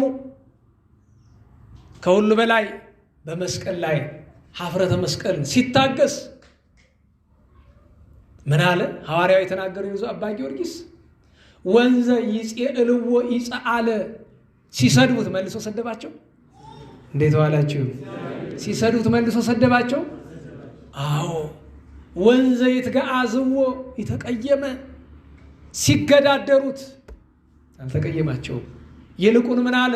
አባ ስረይሎሙ አባት ሆይ ይቅር በላቸው አለ። ይህንን ሁሉ ካልን ዘንድ ትሕትና በመለፍለፍ አይገኝም። ስለዚህ ባለባበስም፣ ባነጋገርም፣ ባረማመድም፣ ባበላልም፣ ባስተሳሰብም፣ ባኗኗርም የሚቀጥሉትን 7 ቀናት እንሞክር። ያለ ትሕትና ጾም ዋጋ የለውም። አይ ትሕትና የለኝም አልጾምም እንድትሉ አይደለም። ነገር ግን ጥቂት እንሞክር። ያችን ሙከራችንን እግዚአብሔር ተባዝታ ፍሬ እንድታፈራ ያደርግልናል። ደግሞ አንድ ምስጢር ልንገራችሁ። ደህና ዋላችሁ። ከፈተና ሁሉ የከፋ ዝሙት ነው። የዝሙት ጦር ነው። ከፈተና ሁሉ የከፋ የዝሙት ጦር እናት ትዕቢት ናት። ትዕቢተኛ ሰው ከአመንዝራነት መቼም መለየት አይችልም። ስለዚህ ቅድም እንዳልኳችሁ አጥብቀን ትሕትናን በዚች ሳምንት በተለይ ለዘወትር ነው፣ ግን በዚህ ሳምንት በተለይ አጥብቀን ትሕትናን ለምን። ጌታ ኢየሱስ ክርስቶስ ሆይ ክፉ ነኝና ደግነትን አሳድርብኝ፣ ትዕቢተኛ ነኝና ትሕትናን አሳድርብኝ፣ ቁጡ ብስጩ ነኝና ትዕግስትን አሳድርብኝ፣ ልቤ ተንኮለኛ ነውና ቅንነትን አሳድርብኝ። ጌታ ኢየሱስ ክርስቶስ ሆይ ከአእምሮዬ ነውር አድነኝ። ትዕቢት የአእምሮ ነውር ይባላል፣ የልቡና ነውር ነው። እንኳን ምንም የሌለን እኛ ከንቶዎቹ ያላቸውም እንኳ እንዲታበዩ አልተፈቀደም። ታላቁ ቅዱስ መቃርስ ቅድም አልን አይደለም? ከጻድቃን ሁሉ የሚበልጥ እሱ ነው አይደለም? አንድ ጊዜ ግን ምን አለ? እንዲያው በምናኔ ከእኔ ጋር የሚተካከል ይኖር ይሆን አለ። አይጣል አይደል? እግዚአብሔር ምን እንዳለው ታውቃላችሁ? ከአንተ ጋር እኩል የሚሆነውን ማሳየ ገዳም ውስጥ አይደለም። ሂድና ከተማ 2 እህትማማቾች አሉ፣ ሂድ ከነሱ ተማር ትሕትናን ብሏል። አስባችሁታል? እነዚህ ሴቶች እኮ በትዳር ነው የሚኖሩ። ከተማ ገብቶ ባጭር እግሩን አጠቡት። ኋላ አንድ ነገር ለመናቸው፣ እባካችሁ ምግባራችሁን ንገሩኝ አላቸው። አለቀሱ። አባታችሁ ነኝ፣ አሁን በአንተ ፊት የሚተረክ ምን ነገር አለንና ነው የምትለምነኝ? እባካችሁ ጌታዬ ኢየሱስ ክርስቶስ አዞኛልና ንገሩኝ አላቸው። ካልከንማ እኛ እህትማማቾች ነን፣ ያገቡን ወንድማማቾች ናቸው። በአንዳንድ መጻሕፍት ላይ እህትማማችነታቸው የጸጋ ነው ይባላል። እና አንድ ሕግ አለን ከቤታችን። እሷ ምንድናት? ፍቅር። እርስ በርስ ልጆቻችንን የእሷን ልጅ ባገኘው እኔ አንስቼ አጠባዋለሁ፣ የማንኛው ልጅ ማንኛው እንደሆነ እስካንለየው ድረስ። ዋናው ስራችን ግን አሉት ዘወትር ጠዋትና ማታ ስንጸልይ እንባችንን የሚፈስበት ቦታ ላይ ይሄ ማቋቻ አለ አይደል? እናስቀምጣለን፣ ይሞላል እንባችን። ማታ እንግዳ ሲመጣ እግር የምናጥብ በዛ እንባ ነው ብሎ አሉት። ወጥቶ ቀና ብሎ አየ። የእግዚአብሔር መልአክ መቃሪ ሆይ፣ እግዚአብሔር ትዕቢትን ይጠላል፣ ትሕትናን ይወዳል። በትሩፋት ከአንተ ላይ ደርሱ ይችላሉ፣ ራሳቸውን ዝቅ አድርገው ስለሚያዩ ግን በዚህ ይበልጠዋል። እያለቀሰ ወደ በዓቱ ሄዷል። ወዮልኝ ለእኔ እያለ በዚህ ምክንያት ነው ሊያርፍ ሲል አባ መቃርስ መላእክት እየዘመሩለት አጋንንት በዚያ ሆኖ ሞይከነ መቃሪ ሞይከነ አሸነፍከን ይሉታል። አጋንንት አዲየስ ከይዜ ረገና ነኝ ይላል። ለምን ሲሉት ገነት ልግባ ገሃነመ እሳት ምኑን አውቄው እያለ ኋላ ከጌታ ጎን ጌታችን ተቀብሎ ስሞ በቀኙ ሲያቆመው ምን አለ? ይትባረክ እግዚአብሔር አምላኬ ፈጣሪ እግዚአብሔር ይመስገን ዘአድኀነኒ እምኔክሙ፣ እናንተ አረመኔዎች አጋንንት ከእናንተ እጅ ያዳነኝ። አሁን አሸነፍኳችሁ፣ ተሸነፋችኋል። ትሕትና እስከዚያ ድረስ ነው። እና ስለዚህ ጌታችንን ትሕትና እየለመን ነው። አቅማችን የቻለውን እግር ማጠብን የመሰለ ባለባበስ፣ ባነጋገር፣ ባበላል፣ ባስተሳሰብ እችን ሳምንት እንሞክር። እሺ እምቢ እግዚአብሔር ይስጣችሁ፣ እግዚአብሔር ይስጠን። ምን ሞክረውን በቸርነቱ ይርዳል። ሙከራው ይቀጥላል። አሁን የቅዱሳንን ስም እናዘክርና ጥቅሷን ማጠቃለያ አደርጋታለሁ። ዛሬ ስንት ቀን ነው? 19 በ12 ነው የተገናኘን። በ13 ታላቁ ቅዱስ ማን ነበር? ፊቅጦር። ቅዱስ ፊቅጦር ሰማይቱ ቅዱስ ፊቅጦር ተወዳጁ ሰማይት። ሌላኛው ቅዱስ አውሳቢዮስ። የአውሳቢዮስን ታሪክ ታውቃላችሁ። ቅዱስ አውሳቢዮስ ሶሪያ ውስጥ የነበረ የአገረ ገዢ ልጅ፣ መልክ ያለው ሁሉ ነገር ያለው፣ ሚስት አጋቡት። የወላጆቹን ፈቃድ እምቢ ማለት ሲከብደው ሚስት አገባ። ምን አገባ? ተናገሩ። ሐዋላ እህት አለችው፣ የተባረከች እህት አለችው። እንደዚህ ዘመን ሳይሆን የተባረከች እህት አለችው። ሄዶ እህቴ ወይ እኔ ድንግልና ነው ምሻ፣ ምን ይሻለኛል? ትክክል መክረሃል፣ እንደ ድሜጥሮስ ነው መኖር ያለባቸው አለችው። ግን ደግሞ አንዳንዴ ለማይችለው ሰው እንዲህ ብላችሁ አትምከሩ ያሰኛል። እና እንዳትመክሩ ብዬ ነው። ደግሞ አንዱን አሁን ያገባ ሰው ታገኙና ለካ ዲያቆን ዮርዳኖስ እንዲህ ብሎኛል በል አንተ ሴቲቱ ትሄጂና የዘመኑ ሴትማ አልባልም በል እንደ ድሜጥሮስ ነው የምትኖር አልጋ ላይ ብለ እንደዛ ብለሽ ትዳር እንዳታፋች። እሱ ችሎታ ስላለው ነው። ሄደና ሚስቱን ያገባትን አንቺ እህት ያላት፣ አቤት አንድ ነገር ልምከር ትሰሚኛለሽ አላት። በል ተናገር እስቲ ልስማው፣ ምንድን ነው አለችው። እኔ ድንግልና እወዳለሁ፣ አንቺስ ምን ትያለሽ አላት። ቤተሰቦች አስገድደውኝ እኮ ነው፣ እኔም ድንግልና ነው የምወድ፣ አብረን እንኖር። ግን ቀላል እንዳትመስላችሁ። ኋላ ምን ወሰኑ? በቀን 4,000 እንሰግዳለን፣ 150 ዳዊት እንደግማለን፣ ሙሉ የዮሐንስ ወንጌል እናደርሳለን፣ በየቀኑ እንቆርባለን። ስምምነት። አሊያ ድንግልና በባዶ ሜዳ ትገኛለች። ዛሬ ጸላይ ስናት አንዳንድ ጊዜ ይመስላል። አንድ የዛሬ ዓመት ነው እንደዛ ባልና ሚስት ተጋቡ። እንደተጋቡ በአካባቢያቸው ባህል መሰረት አብረው መኖር ጀመሩ። የተጋቡበት ዕለት ጀምሮ ቆርበው ዕለቱን ባልና ሚስቱ አንድ ቤት ገብተው አደሩ። እዛ እኔ አፌ አያርፍም፣ እናንተ ሰዎች ተው፣ ደህና ዋላችሁ። ፍትሐ ነገሥት ምን ይላል? ከተጋቡ ስጋው ደግሞ በኋላ 40 ቀን እሱ ከቤተሰቡ እሷም ከቤተሰቧ ጋር ይኑሩ፣ አይገናኙ ነው የሚል። አብሮ ማደር አይችሉም፣ መቁረብ ግን አብሮ እየሄዱ ይችላሉ። ይሄ ፍትሐ ነገሥት አለ። አንቀጽ 24 ተመልከቱት። አንቀጸ ፍሂር ላይ ተመልከቱት። 40 ቀን ግድ ነው። ለስጋው ደግሞ 40 ቀን ይቆያል። እየቆረቡ ነው ግን 40ውን ቀን የሚቆዩ።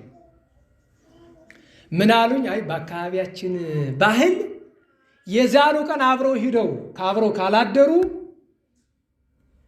ችግር ነው። ዛሬ ተጋብተው ዛሬውኑ ተፋቶ ነው የሚባለው ወደ የቤታችን ብንሄድ ብለው አሉ። እና ይበሉ እግዚአብሔርን ቢከፋው ነው የሚሳል፣ ሰውን ቢከፋው አይ የሰውን አፍ አንችለውም ነው። አዎ በሉ ደህና ሰንብቱ። ኋላ ቤት ሄጄ አንተ መድኃኔዓለም ከሚመጣው መከራ አድነ አንተ፣ እኔ እዚህ በላይ ማለት አልችልም። ከባድ ነው። የማህበረሰብን ነውር ለመሸከም እግዚአብሔርን ማስቀየም ከባድ ነው። በሰው ለመፍረድ አይደለም እኔ ከፋለሁኝ። ከዛ በኋላ ምን እንደመጣ ማውራት አልፈልግም። ግን ያው ቀጥሎ ፈተና እንደሚመጣ ግልጥ ነው። ፈተናው የመጣ መቼ ይመስላችኋል? 40ውን ቀን እንዳይመስላችሁ። ጠላት አንዳንዴ ያስችላል። ታውቃላችሁ፣ ጠላት አንዳንዴ ጻድቅ ጻድቅ ያጫውታል። ደህና ዋላችሁ። ጻድቅ ያጫውታል። ለ10 ዓመት ያክል ምንም አይነት ስሜት እንዳይኖርህ አድርጎ ከሴት ጋር ማደር እንድትለማመድ ያደርጋል። አንድ ቦታ የገጠመኝ ልንገራችሁ። ገዳም ሲሄድ የዛሬ 18 19 ዓመት አካባቢ ገዳም ላይ አንድ ሴትና አንድ ወንድ ተቃቅፈው ተኝተዋል። ገዳሙ ላይ የተለየ ጸጋ ያላቸው ሰዎች ናቸው። ተራ ሰው እንዳይመስሏችሁ። አንደኛው እመቤታችን ሁሉ በአካል እስከ ማየት የደረሰ ሰው ነው። እስከዚያ ማድረግ ያለው ነው። እኔ እንግዲህ ይህን ሰው ለመምከር ደረጃ አይፈቅድም፣ ግን አይቼ ዝም ማለት አልቻልኩም። ለምን? ባልመጥንም አስተማሪ ነኝ። አንድ ሌሊት ታገስኩ። በሁለተኛው ማታ ቅርታ አድርጉልኝ፣ አንድ ነገር መናገር እፈልጋለሁ። አንተ በዚህ ይደር፣ አንቺ በዚህ ይደሪ፣ አብራችሁ ማደር የለባችሁም። ለምን አሉኝ። ይኸውላችሁ እኔ እናንተን ለመምከር አልመጥንም አውቃለሁ። እኔ በኃጢአት የምንከባለል ሰው ነኝ ያውቃለሁ። ነገር ግን ነገ ክንፍ ያወጣ ሰው ቢሆን ነገ የሚወድቅበትን ነገር ግን ማየት አያቅተኝም። እግዚአብሔር ይመስገን ይህን አይነሳም። ዛሬ ምንም አይነት ችግር የለባችሁም። ለምን? ሁለቱም ሲተኙ ጸሎተ ማርያም ደግሞ ነው የሚተኙ። ምን ይላሉ? እመቤታችን ከመሃላችን ስለምትሆን ችግር የለውም ይላሉ። ዛሬ እመቤታችን በማመን ትጠብቃችኋለች። ጠላት ግን እየቆየ እመቤታችን በማመን ስም በራስ መተማመንን ያሳድርባችኋል። በራስ መተማመን ሲመጣ እንኳንም እመቤታችን ጠባቂ መልአክ ትቶ ይሄዳል። ያን ጊዜ ትወድቃለህ። በዚህ ምክንያት ነው ከስንት ዘመን ምናኔ በኋላ የወደቁ ስንት መነኮሳት አሉ አይደለም? አዎ፣ በራስ መታመን ክፉ ነው። እና ለዚያ ነው እነዚህ ቅዱሳን ባልና ሚስት አውሳቢዎስና ሚስቱ በትዳር ውስጥ እየኖሩ በቀን 4 ሺህ እየሰገዱ ባህር ሰጥመው እያደሩ የቅዱስ ዮሐንስ ወንጌልንና የቅዱስ ዳዊትን መዝሙር እየደገሙ በየቀኑ እየቆረቡ በድንግልና ኖሯል። ኋላም እሱ ለሰማዕትነት ታጭቶ በሐዋርያነት 85,000 ሰው አሳምኖ እንደ ሐዋርያት ሐዋርያ፣ እንደ ሰማዕታት ሰማዕት፣ እንደ ደናግል ድንግል፣ እንደ ጻድቃን ጻድቅ ሆኖ ትዳርን የቀደሰ ቅዱስ ሰው አውሳቢዎስ፣ እግዚአብሔር በረከቱን ያሳድርብን። ቅዱስ ሰርግዮስ፣ ቅዱስ መጹን እና አባ ክፍላን እና አባ ሀበስ እና አባ ጢሞቴዎስ፣ ሌሎችም ብዙ ቅዱሳን ታሪካቸው ብዙ ነው። እግዚአብሔር በረከታቸውን ያሳድርብን። በ14 ታላቁ ሊቅ ቅዱስ ሳዊሮስ የአንጾኪያው ዓመታዊ ዕረፍት በዓሉ። ይሄ ቅዱስ ሰው ስለ ሃይማኖት ያልሆነው ነገር የለም። ስለዚህ ቅዱስ ሰው ታሪክ ባነሳ ተግሳጽ ይስበኛል። ለምን? እሱን የመሰለ ሰው ማጣት ምን ያህል ጉዳት እንዳለው እያሰብኩ በሳጫለሁ። ይሄ ቅዱስ ሰው በ6ኛው መቶ ክፍለ ዘመን የመጀመሪያው አጋማሽ ላይ ስለ አንዲት ቤተክርስቲያን ስለ ተዋሕዶ ሕልውና ያልሆነው ነገር የለም። ስለ እመቤታችን ፍቅር፣ ስለ ጌታችን የባሕርይ አምላክነት፣ ስለ ተዋሕዶ ሕዝብ መከራ ተቀብሏል። ለዓመታት በባዶ እግሩ ለዓመታት የጵጵስና ቆቡን ጥሎ መከራ አይቷል። አባ ያዕቆብ እና አባ ቄርሎስ አስቡት። አባ ያዕቆብ ግብፃዊ ጳጳስ ነው አይደለም? ሄዶ ከአንድ ሰው ቤት እንግድነት ከሄደበት ቤት የሰውየው ልጅ ሞተበት። ሲያለቅስ አየውና ሕፃኑን ወስዶ ታቀፈ፣ ጸሎት አድርጎ ባርኮ ከሞት አስነሳው። አሁን ምንጭቅ ሆነበት። ውዳሴ ከንቱ ሊመጣ ነው። ሙት አስነሳ ሊባል ነው። ጨነቀው። ምን ያድርግ? መልሶ አይገለው ነገር። አባትየውን ጠራውና አንተ ልጅ ያለው፣ አቤት። ሕፃኑ እኮ አልሞተም፣ መስሎ ነው፣ ተኝቶ እኮ ነው ብሎ ሰጠው። አባትየው ግን ገብቶታል።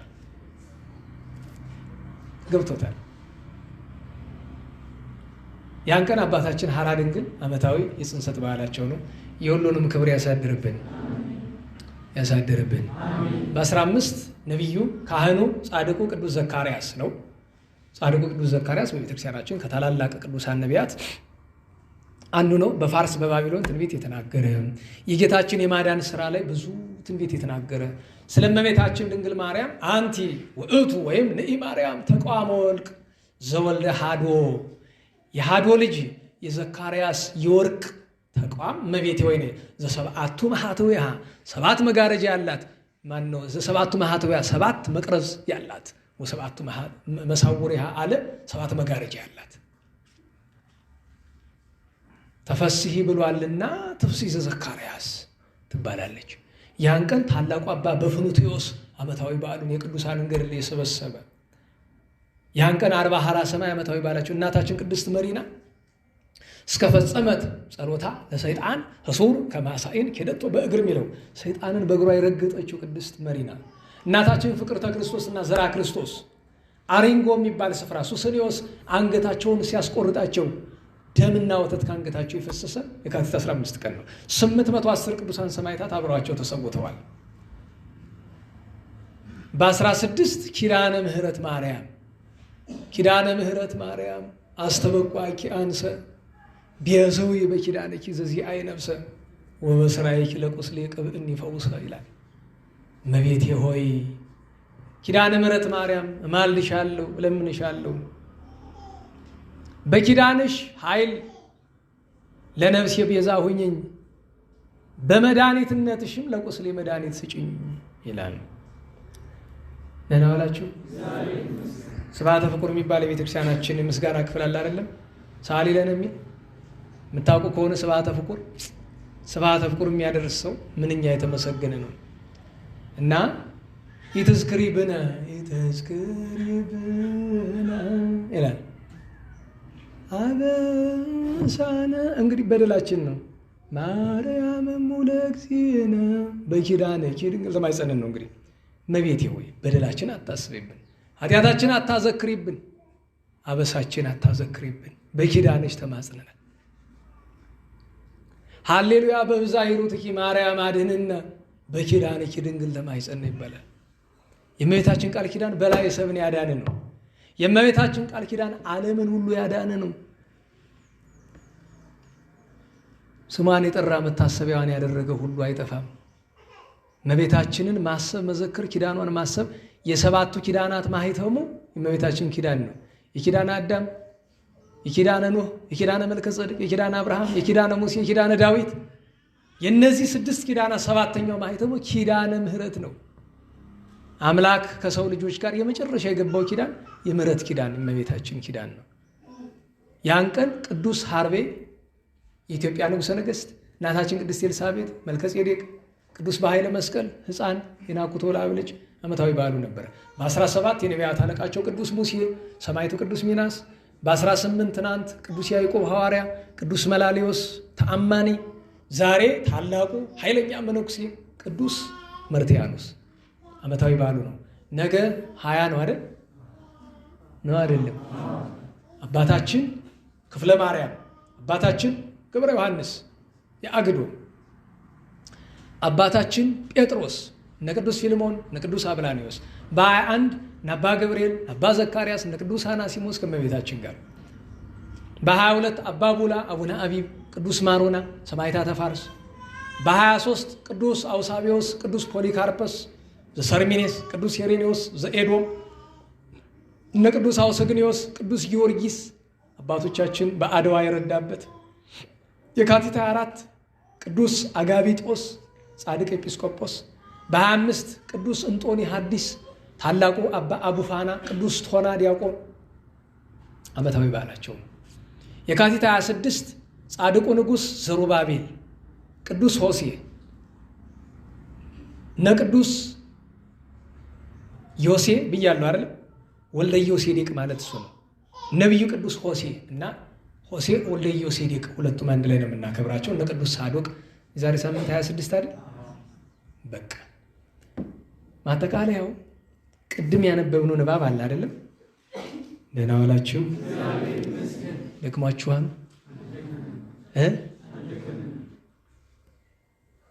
በሞቴ ሰዓቱ በእርግጥ ሄዷል አይደል? ስንት ሰዓት? ትራንስፖርት አላችሁ አይደል? አይ ማምሸቱ ለእኔም አይጠቅምም ለማናችንም አይጠቅምም ለትራንስፖርቱ ምናምን ሲባል ግን አንዲት ጊዜ ብቻ የእመቤታችንን በረከት ለመሳተፍ ችን መልእክት እንድነግራችሁ አንድ ጊዜ ኪዳንኪ እየሃልቅ ኪዳንኪ እየሃልቅ ጭብጨባ የለውም። አብይ ጾም ነው አይደል?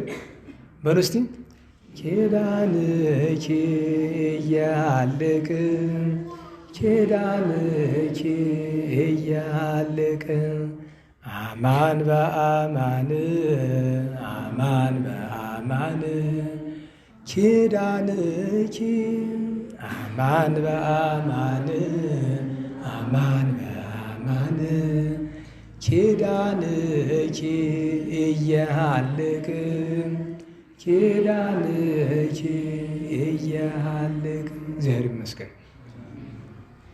ጌታ ለደቀ መዛሙርቱ እንዲህ አለ። መሰናክል ግድ ይመጣል። ሰምታችኋል? መሰናክል ግድ ይመጣል። ነገር ግን መሰናክሉን ለሚያመጣው ሰው ወዮለት። ከታናናሾቹ አንዱን በምንፍቅናም ይሁን በምንም ይሁን ከምታሰናክል ይልቅ የወፍጮ ድንጋይ በአንገት ታስሮ ባሕር ውስጥ ብትጣል በተሻለህ ነበር። ወንድም ቢበድል ይቅርታ እስከጠየቀ ድረስ መቼም ቢሆን ይቅርታ አድርግለት።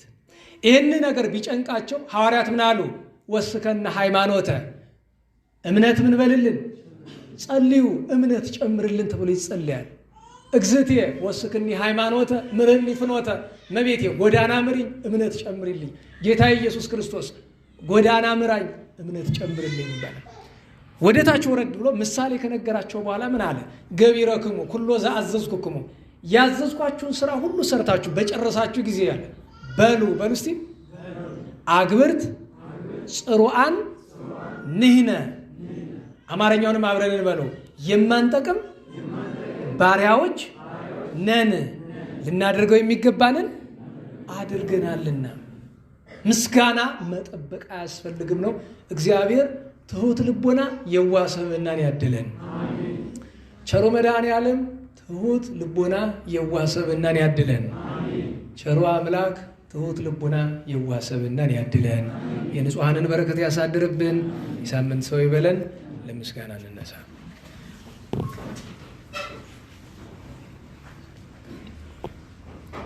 ስብሐት ለአብ ስብሐት ለወልድ ስብሐት ለመንፈስ ቅዱስ ስብሐት ለአብ ስብሐት ለወልድ ስብሐት ለመንፈስ ቅዱስ ስብሐት ለአብ ስብሐት ለወልድ ስብሐት ለመንፈስ ቅዱስ ስብሐት ለእግዝእትነ ማርያም ድንግል ወላዲተ አምላክ ስብሐት ለመስቀለ እግዚእነ ኢየሱስ ክርስቶስ ክርስቶስ በምሕረቱ ይዘከረነ አመዳግም ምጽአቱ እያስተሐፈረነ ለሰብሖተ ስሙ ያንቅሐነ ወበአምልኮቱ ያጽንዓነ እግዝእትነ ማርያም አይርጊ ጸሎተነ ወአስተስሪ ኩሎ ኃጢአተነ ቅድመ መንበሩ ለእግዚእነ ለዛብልዐነ ዘንተ ኅብስተ ወለዘ አስተየነ ዘንተ ጽዋዓ ወለዘ ሰርዐ ለነ ሲሳየነ ወአራዘነ ወለዘ ተአገሰ ለነ ኩሎ ኃጢአተነ ወለዘ ወሀበነ ሥጋሁ ቅዱሰ ወደሞ ክቡረ ወለዘ አብጽሐነ እስከ ዛቲ ሰዓት እስመ ለዓለም ምሕረቱ ናብሎቱ ስማተ ማኮቴተ ለእግዚአብሔር ልዑል ወለወላዲቱ ድንግል ወለመስቀሉ ክቡር ይትሐኮት ወይትሰብሐ ስሙ ለእግዚአብሔር ወትረ በኩሉ ጊዜ በኩሉ ሰዓት ስብሐት ለአብ ወወልድ ወመንፈስ ቅዱስ ይእዜኒ ወዘልፈኒ ወለዓለመ ዓለም አሜን። አውሎግሶን አውሎግሶን አውሎግሶን በእንተ አብ ወወልድ ወመንፈስ ቅዱስ አቀበት ለወጡ ቁልቁለት ለወረዱ ርጥብ የተሰባቸው ደረቅ ለነደደባቸው ለረዱ ለተራዱ ለዘከሩ ላዘከሩ ስመ እግዚአብሔር ስመ ማርያም ድንግል ስመ ቅዱሳን ለጠሩ እግዚአብሔር አስበ ቅዱሳን ይሰብልን። ጸሎተ እግዝእትነ ማርያም እንበል። ሰላም ለኪ ዘንሰግድ ለኪ ማርያም ምነን አስተበቋኪ ማርያናዊት ማይጸንኪ በእንታናምኪ ያቄማወኪ ማኅበረኔውም ድንግል ባርኪ ጸሎተ እግዝእትነ ማርያም ድንግል ወላዲተ አምላክ ታቤኑ ሲኦል እግዚአብሔር ተታሰይ መንፈሴ በአምላኬ መድኃኒ እስመ ርእየ ማማላ አመቱ ናሆም ይእዜሰ ያስተበጽኡኒ ኩሉ ትውልድ እስመ ገብረ ሊተ ኃይለ አብያተ ቅዱስ ስሙ ወሳይሉኒ ለትውልደ ትውልድ ለለ ይፈርዱ ወገብረ ኃይለ በመሰራየቱ ዘሮሙ ለለ ያብዩልኒና ልቦሙ ወነሰቶሙ ለኃያላን መናብርቲሆሙ ወይቤሙ ለተዛኑ አስገቡም በረከቱ ለርባን ፍኖሙ ራቆሙ ለብዑላን ወተወክፎ ለእስራኤል ቁልኤ ወተዘከረ ሳይሎ ዘይቤሎሙ ለአበዊነ ለአብርሃም ወለዘሩ እስከ ለዓለም ባረክነ ቅድስና ንጽህነ እግዝእትነ ፍትነ ማእሰሪው ለሰይጣን እሙነ መድኅን ወለተ ብርሃን ኦ መዝገበ በረከት መዝገበ ቅዱሳት መዝገበ ንጽ መዝገበ ርኅራኄ መዝገበ የዋሃት ባረክነ በእድየኪ በከመ ባረኪ ወለኤፍሬም ፍቁርኪ በበረከተ ወልድኪ ወአቡሁ መንፈስ ቅዱስ ስብሐት ለአብ ወወልድ ወመንፈስ ቅዱስ ለዓለሙ ለዓለመ ዓለም። ኦ ርሩዓነ ልቡና አፍቅሮተ ሰብእ ለማዕድክሙ በጥቡ ልብነ ስእለክሙ ስሉስ ቅዱስ ምሕረተክሙ አዝንሙ ክሳደ ጸርነ በሰይፍክሙ ግዝሙ ወዲበ ርእስነ ካዕበ እዴክሙ ሲሙ ኦ አብይ እግዚእ ንዋየ ልቡና ለማሕሌተ አምጣነ አቅረብሁ ለከ ከመ ይኩን ከጸባይተ በእንተ ማርያም ድንግል ታግመረ ተሳተ ልቡና ከይዘከረኒ ኩሎ ዕለተ ንሳ ወተወክፍ አንተ ቃሌ ስማ እግዚኦ ወልቡ ጸራይ ወአጽማኒ ቃለ ስለት የተሳሊተ ዳዊት በአምላኬ እግነ ከመከማከ በኩሉ ልቤ እስመ አልቦ ኃጥእ ወጊጉይ ዘከማየ ንኢ ማርያም ስለ ወልድኪ መዋኢ ከመታውድቂ ፍጡነ ርእሰ ጸሮ ጸላይ እስመ በጣይት አንቲ ማእከለ ግፉ ወገፋይ ብፁዕ ብእሲድቀ ተጸሩ ዘይሬኢ ወብፁዕ ካዕበ ፍትሕኪ ሰማይ ማርያም ንጽሕት ድንግል ወላዲተ አምላክ ማእምንት ሰአሊተ ምሕረት ለውሉደ ሰብእ ሰአሊ ለነ በክርስቶስ ወልድኪ የሥራይ ኃጢአትነ ሰአሊ ለነ ቅድስት ጸሎታ ለማርያም ወስለታ ያድኅነነ እማትወልዳ ጸሎታ ለማርያም ወስለታ ለሕዝበ ክርስቲያን ይከበነ እማትወልዳ ጸሎታ ለማርያም ወስለታ ለነፍሳተ ሙታን ያድኅነነ እማትወልዳ ጸሎታ ለማርያም ወስለታ ለመካንነ ደብረ መድኃኒት ወለመካንነ መንበረ መንግሥት ለቤተ ክርስቲያን ቅድስት ወለአገሪትነ ኢትዮጵያ ለአግብርታ ወለአይማታ ይኩነነ ከመ ወልታ በጸሎትሽ ወበስለትሽ ለአበው ንጹሐን ለቅዱስ ኤፍሬም ለአባ ሕርያቆስ ለአባ ጊዮርጊስ ለአባ ሳሙኤል ለቅዱስ ደቅስዮስ ለያሬድ ማሕሌታዊ ለአባ ኪሮስ ለአባ መባጽዮን ለአቡነ ዘርዓ ያዕቆብ ለብፁዕ ገብረ ክርስቶስ ለቅዱስ ዮሐንስ አፈወርቅ ለአባ ጽጌ ድንግል ለአባ ዮሐንስ ዘደማስቆ ለአባ ሳሙኤል ዘደብረ ቀለሞን ለቅዱስ ዮሐንስ ወልደ ነጎድጓድ ለቅዱስ ቄርሎስ አምደ ሃይማኖት ለአቡነ አቢብ ለንጹሐት አንስት ለክቡራን ሐዋርያት ለጻድቃነ ሰማዕት ለደናግሉ መነኮሳት የተለመንሽ ድንግል እመቤታችን ለእኛም ተለመኝን። ጽንዕት በድንግልና ስርጉት በቅድስና እመቤታችን ጸጋውን ክብሩ እንዳይነሳን ለምኝልን። አይምሮውን ልቦውን ጥበቡን ፍቅርሽን መዓዛሽን በልቦናችን ሳይልን አሳድርልን። ቸሩ መድኃኔዓለም ፈጣሪያችን ከእመቤታችን ጣዕሟን ፍቅሯን ከንጹሐን በረከት እንዲያሳድርብን ሀገራችን ቤተ ክርስቲያንን ከመከራው እንዲሰውርልን ከታዘዘ መቅሰፍት ከነደደ እሳት ከዕለት ኪት ከዘመነ መንሱት ከግራ ቁመት ከገሃነመ እሳት እንዲሰውረን ሰላሙን ረድኤቱን እንዲሰጠን የተማርነውን የሰማነውን በዝነ ልቦናችን አሳድሮ ፍሬ ክብር ፍሬ ትሩፋት እንድናፈራ በቸርነቱ እንዲረዳን የታመሙ የታሰሩ የተጨነቁ ያዘኑ አስቡን አትርሱን የሚሉንን በቸርነቱ እንዲያስብልን ሙታን እንዲያጸድቅልን ሕያዋን እንዲጠብቅልን ማኅበሩ እንዲያሰፋልን ጉባኤውን እንዲያቀናልን ተረፈ መዓልቱን ባርኮ ሰላም እንዲያሳድረን ለብርሃነ ትንሣኤው በቸር እንዲያደርሰን ቅዱስ ስሙን እንደ ቸርነት ብለን እንጥራ።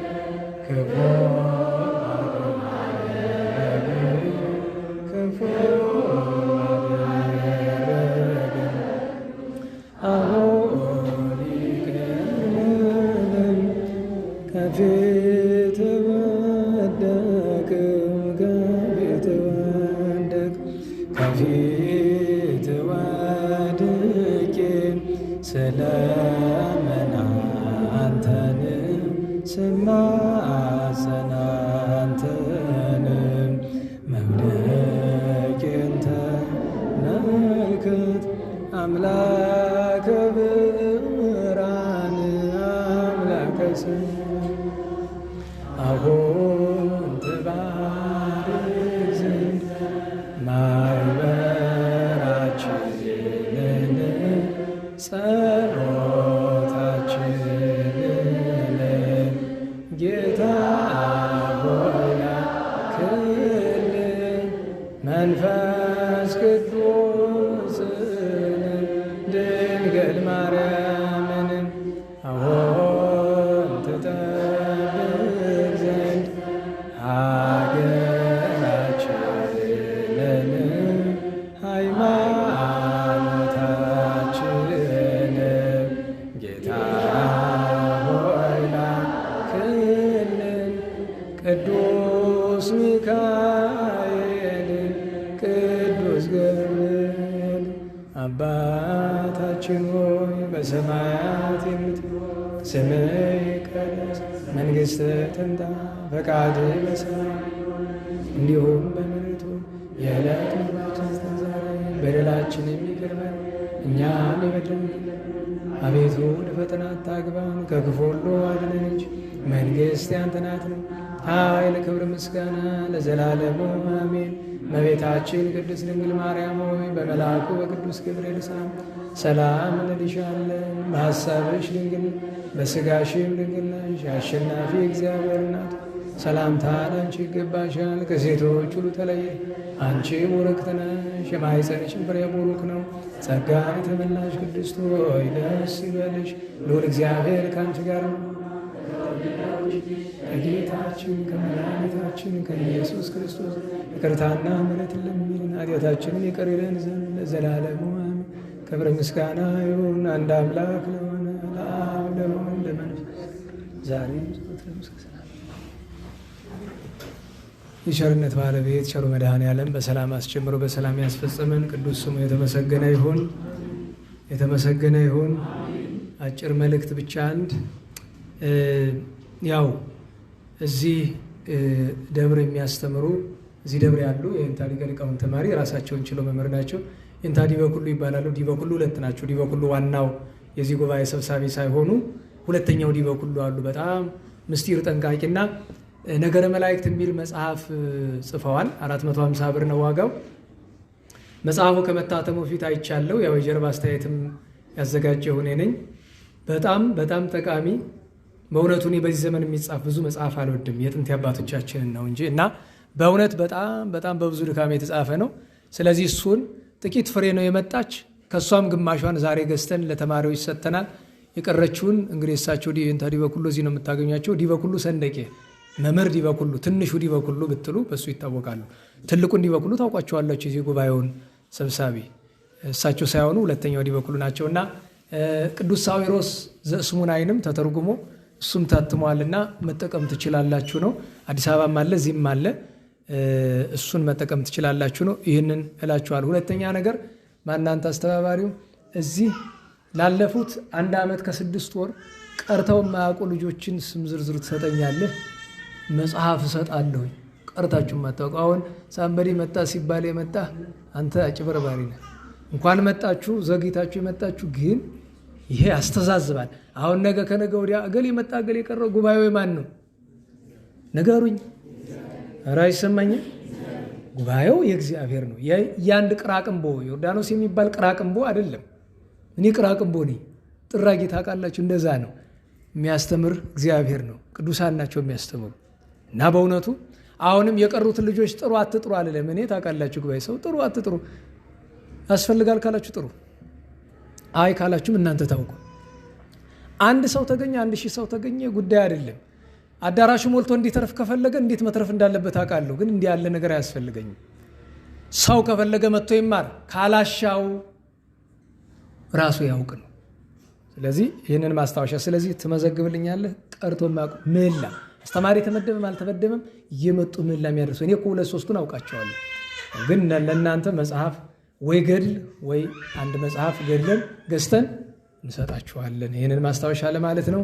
መዋዕለ ጾሙን ስትጾሙ ሀገርን ቤተክርስቲያንን እያስባችሁ ብትችሉ ጥቂት የንባ ዘለላ ባይሆን ሐዘን እግዚአብሔር አምላክ ከሚመጣው ነገር ሁሉ እንዲያድነን እንለምነው፣ እንዘን፣ እንጸልይ። እችን አደራላችኋለሁ። ቸሮ መድኃኔዓለም በሰላም አስጀምሮ በሰላም እንዳስፈጸመን እንቅፋት ሳይመታን እሾህ ሳይወጋን ኃጢአት ሳይሰለጥንብን በደልም ሳይገዛን የብርሃን መላእክት በፊት በኋላ በቀኝ በግራ እየጠበቁን ለጊዜ ወደየቤታችን ለፍጻሜው ተስፋ ወደምናደርጋት መንግሥተ ሰማያት ከተከፈተች ገነት ከተነጠፈች ረፍት ከአባቶቻችን ርስት ሁላችን በሰላም ያደርሰን፣ በሰላም ያደርሰን። ዛሬ ትንሽ ረዘም ያለ ትትና ሆኖ ነው። ከነገ ጀምሮ ያጥራል። መርዘሙን የጠላሁት ለእናንተ አይደለም ለራሴ ነው። ስብሐት ለእግዚአብሔር ልዑል ወለወላዲቱ ድንግል ወለመስቀሉ ክቡር ጸሳይል አሜን።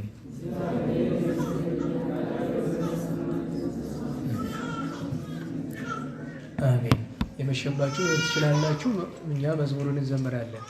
ጸጋነ ሳይነ ወሕይወተ ረከብነ ጸጋነ ሳይነ ወሕይወተ ረከብነ በኃይለ መስቀሉ ለኢየሱስ ክርስቶስ በኃይለ መስቀሉ በኃይለ መስቀሉ ለኢየሱስ ክርስቶስ በኃይለ መስቀሉ ኪያከ እግዚኦ ነአኩት ወንሴብሐከ እግዚአብሔር ኪያከ እግዚኦ ነአኩት ወንሴብሐከ እግዚአብሔር ጸጋን ተቀበል ሕይወትን አገኘን ጸጋን ተቀበል ሕይወትን አገኘን በመስቀሉ ኃይል ለኢየሱስ ክርስቶስ በመስቀሉ ኃይል በመስቀሉ ኃይል ለኢየሱስ ክርስቶስ